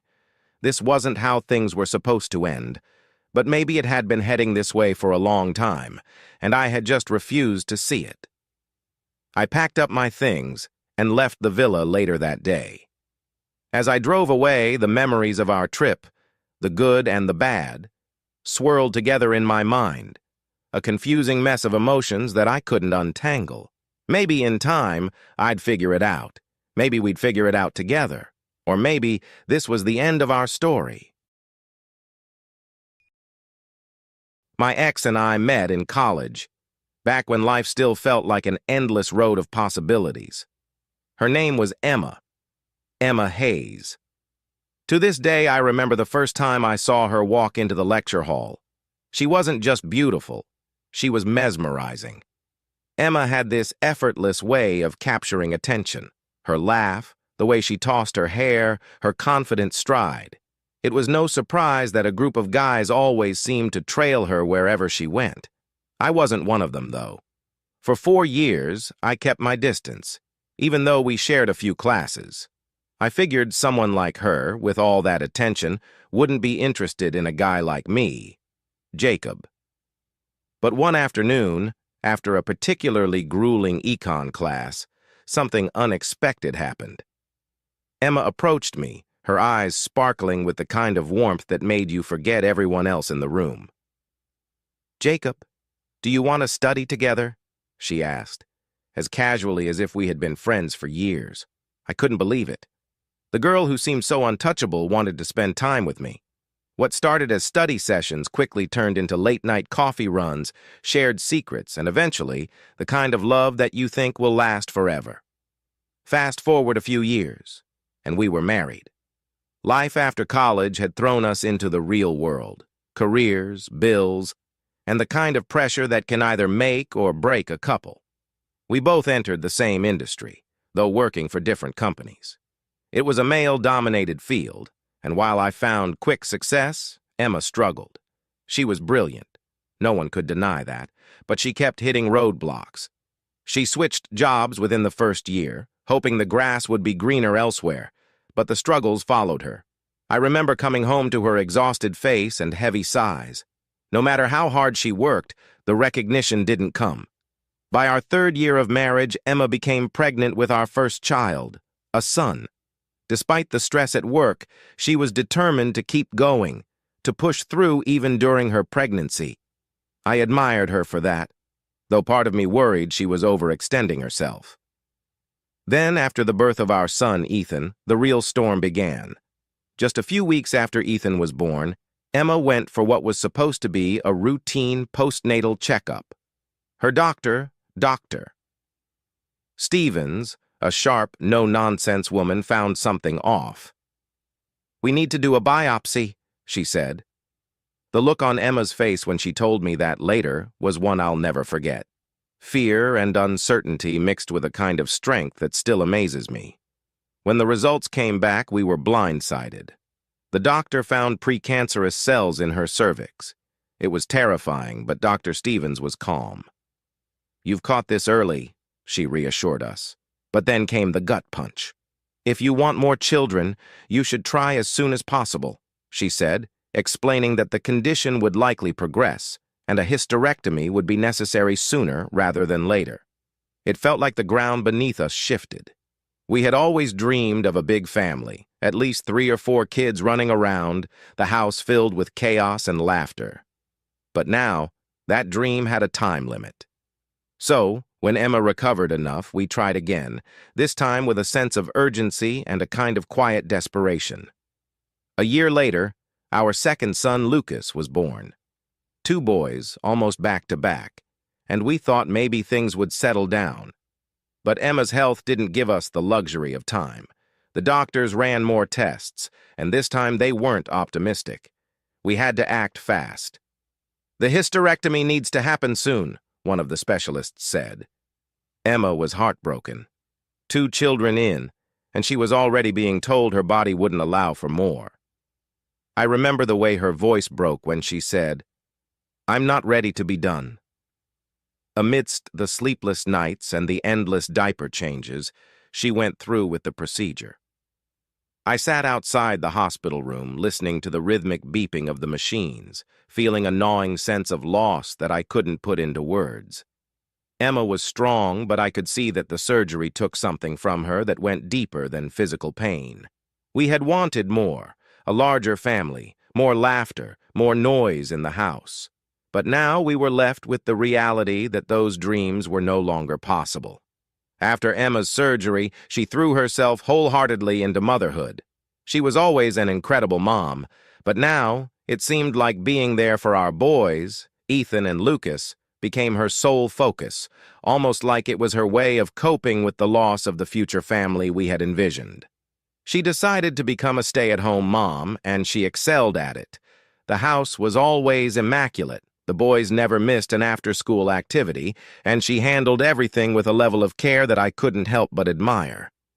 Meanwhile, my career was taking off. I was offered a position with another company, one that came with a significant salary increase. Life was good, at least on the surface. We had a beautiful home, 2 healthy boys, and financially, we were more than comfortable. Emma, on the other hand, found new purpose in the boys' lives once they started school. She became a regular presence at their school, volunteering in classrooms, organizing events, and quickly becoming a well-known and beloved fixture in the community.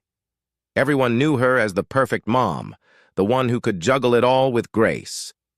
But beneath the surface, things were starting to change in subtle, almost imperceptible ways. I should mention that we had a couple of close friends from college, Andrew and Beth. We'd all stayed connected over the years, even as life took us in different directions.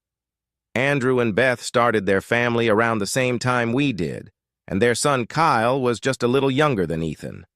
Our families became inseparable. We went on vacations together, had dinners every weekend, and spent countless holidays in each other's company. They were more than just friends, they were family. Beth had returned to work shortly after Kyle was born, and her career had skyrocketed. She was a high-powered attorney, well-respected in her field, and she seemed to thrive on the challenges of her demanding job. Andrew, on the other hand, had a good job until the early 2000s when the economy took a dive. In 2001, his position was eliminated, and for months, he struggled to find work in his industry. Every lead turned into a dead end, and the pressure started to build. After long discussions, they made the decision that Andrew would stay home with Kyle while continuing to look for work. They didn't want to relocate, especially with Kyle so young, so Andrew reluctantly became a stay-at-home dad. It made sense, given the circumstances, but something shifted in him during that time. The easygoing, confident guy we had all known seemed to vanish, replaced by someone more reserved, more frustrated with the world. Andrew and Emma, being stay-at-home parents, began spending a lot more time together. It made sense at first. The kids played together, and it was a relief for both of them to have someone to talk to during the long days of managing young children. But even after the boys started school, they kept hanging out. They'd go for coffee, meet up after drop-offs, and I assumed it was harmless. I trusted Emma implicitly. After all, we had been through so much together. But looking back, maybe I should have seen the signs, those subtle moments of hesitation in her eyes when I asked how her day went, or the way she'd suddenly become defensive when I'd joke about all the time she and Andrew spent together. And then, everything shattered. I learned that Emma and Andrew had been having an affair, and it wasn't just a fleeting mistake or a single lapse in judgment. No, this had been going on for nearly a year. Secret morning rendezvous at his house while I was at work and Beth was at the office. They were having hot, secretive sex, while the rest of us were blissfully ignorant. But the real twist, the thing that still haunts me, is what came next. One day, Andrew, ever the opportunist, asked Emma if she and I had ever talked about having a threesome. I could barely comprehend it when she told me later, after everything had already spiraled out of control. Apparently, she and I had discussed it once or twice, back when our sex life was still exciting, though it had slowed down in recent years. We never took the idea seriously, just some harmless fantasy talk. But Andrew, ever the provocateur, took it seriously. He even had someone in mind, a friend of his, a guy named Chris. I still can't believe Emma agreed to it, but she did. The day came, and Emma, Andrew, and Chris met at Andrew's house. Chris, according to Emma, showed up in a suit, like he was heading to some corporate meeting rather than this. Once things started heating up between Emma and Andrew, Chris stripped down, and just like that, they had their threesome. It's hard to describe what I felt when I found out about this. Shock wasn't the right word. It was something deeper, a mix of betrayal and confusion that I still can't fully untangle. But that wasn't even the worst part. After the threesome, Chris, of all things, pulled out a couple of $100 bills and handed them to Emma. "I usually have to pay for sex," he said, like it was some kind of joke, and then casually asked her if she'd consider having a one-on-one session with him. Emma told me she was stunned, that she didn't know what to say at the moment, so she told him she'd need to think about it and that Andrew would get back to him. That was the moment when things stopped being just an affair. It became something darker, more transactional. Over time, Chris suggested bringing in another friend, someone who might also be interested in, well, the services Emma and Andrew were now offering. And slowly but surely, what had started as an affair evolved into something else entirely. A business was born. A sordid, secretive business. Eventually, Andrew managed to find work again, something stable enough to allow him to leave his role as a stay-at-home dad behind. He returned to the corporate grind, which meant he could no longer spend as much time with Emma. And so, Emma, left on her own, had to find new ways to maintain the secret life they had built together. She adapted quickly, as if a part of her had been waiting for this independence. First, she got a second phone, one that was untraceable, kept far away from our family life. It was a burner phone, something she could use to communicate with her clients without arousing suspicion. Then she rented a storage unit, which she transformed into her personal office and closet. It became a hidden world, one that I had no idea existed. She used the money she made to buy specific outfits her clientele requested. Lingerie, heels, costumes, anything they wanted. There, in that storage unit, she stored not just clothes, but a secret life. With the extra cash, she even bought a separate car, something discreet, to avoid the risk of our family minivan being seen parked outside a hotel. Emma was meticulous in her planning. She kept the car hidden at the storage unit, never bringing it home, always keeping it away from prying eyes. The men had to pay for a room in an upscale hotel, no sleazy motels for them. Everything was done in cash. No paper trail, no transactions that could link back to us. Strangely enough, despite the double life she was leading, she never brought the money into our household. Not in a way I could see, at least. We weren't suddenly flush with cash, and there were no extravagant purchases that would make me suspect anything. Yet looking back, there were small clues that should have tipped me off, like how she insisted on sending the boys, Ethan and Lucas, to different summer camps, claiming that she had found a way to tighten up our budget to afford it. I believed her. Why wouldn't I? Emma had always been good with money, making sure we lived comfortably within our means. What I didn't realize was that while I was focused on moving up the corporate ladder, she was working too, just during the hours when no one would notice.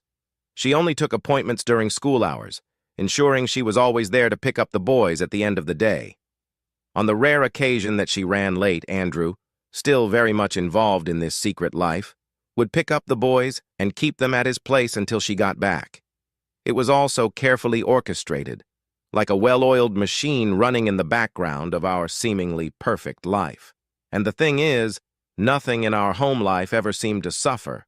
I was so engrossed in my work, so focused on climbing the corporate ladder, that I barely noticed anything was off. Sure, I was busy, working long hours during the week, but the weekends were reserved for family. That was our time, the time we'd go on outings, take the boys to the park, or just have lazy Sundays at home. Everything seemed normal, even our sex life. Sex had become something we reserved mostly for weekends, and I thought that was because of my demanding work schedule. After all, I wasn't around much during the week, and when I was often too tired to do much of anything. On those rare occasions when I tried to initiate something during the week, Emma would brush it off with a smile, saying, "Let's wait for the weekend when you're not so exhausted." It made sense at the time. But now, with the benefit of hindsight, I can't help but wonder if there was more to it than just my work fatigue. Maybe she needed that time to compartmentalize the different parts of her life. During the week, she played the role of a different woman, a seductress, a fantasy for men willing to pay for her time. By the weekend, she was back to being my wife, the mother of our children, the woman I thought I knew. Still, most nights we'd cuddle on the couch, watching TV after the boys went to bed. I never questioned those quiet moments, the way she'd lay her head on my shoulder as we watched some show or movie. I thought it was enough, that we were still connected in our own way, despite the busyness of our lives. We were a family after all, and to me, that was everything. But now, I see how easily I missed it, the double life she was living right under my nose. How could I have been so blind? By the time 2016 rolled around, life had entered a new phase. Our oldest son, Ethan, was in college, and Lucas was about to graduate high school. We were preparing for the empty nest, thinking about the next chapter of our lives. I thought things had finally settled. But life has a cruel way of shattering illusions. One evening, I got a call from Andrew. His voice was strained, barely above a whisper, and immediately I knew something was wrong. "Jacob, Emma's in the hospital. She's hurt." "Bad," he said, but didn't offer much more than that. I could hear the tension in his voice, like he was hiding something. Panic surged through me as I rushed to the hospital, my heart pounding in my chest. When I arrived, nothing could have prepared me for the sight of my wife, Emma, hooked up to a tangle of machines, her face bruised and swollen beyond recognition. They had already cleaned her up and taken her for x-rays, but the damage was clear. She had a broken jaw, a broken nose, a fractured orbital bone, and possibly a concussion. The doctor said she'd recover, but it would be a long, painful road ahead. A police officer was just finishing up his report and left the room as I entered. I wanted answers, and I wanted them fast. "What happened?" I asked, my voice tight with fear and confusion. But Emma could barely speak. Her words slurred and jumbled through her sobs and the haze of pain medication. Her tears mixed with the bandages on her face, and I couldn't tell if it was the physical pain or something else that made her cry so uncontrollably. A nurse gently suggested I let her rest, and they were moving her to a room soon. Before I left, she handed me a plastic bag containing Emma's clothes. I glanced inside the bag, and something immediately felt wrong. I pulled out a pair of black stiletto heels, shoes Emma never wore. Then I saw the dress, a tight, sequined thing that looked like it belonged to a stranger. These aren't hers," I said, my stomach churning. The nurse hesitated for a moment before replying, "This is what they brought from the hotel room." The hotel room. The words echoed in my mind like a thunderclap. Suddenly, the pieces started falling into place, and an icy dread settled over me. I was ushered out of the room as they moved Emma to a different wing, and I staggered into the waiting area, my mind spinning. I called my sons, struggling to keep my voice steady as I told them that their mother was hurt but alive. I left out the strange details, not ready to face what they might mean. Later that night, when the pain meds started wearing off, Emma woke up, though she was still groggy and confused. Between drifting in and out of sleep, she tried to explain, but the story was jumbled, incomplete. "It got out of control. I didn't know. I didn't mean for this," she muttered, tears rolling down her swollen face. She drifted off again, leaving me with more questions than answers. I couldn't take it anymore. I left my youngest, Lucas, to sit with her and stepped outside to call Andrew. He was the one who had called me, before the police, before anyone else. Why?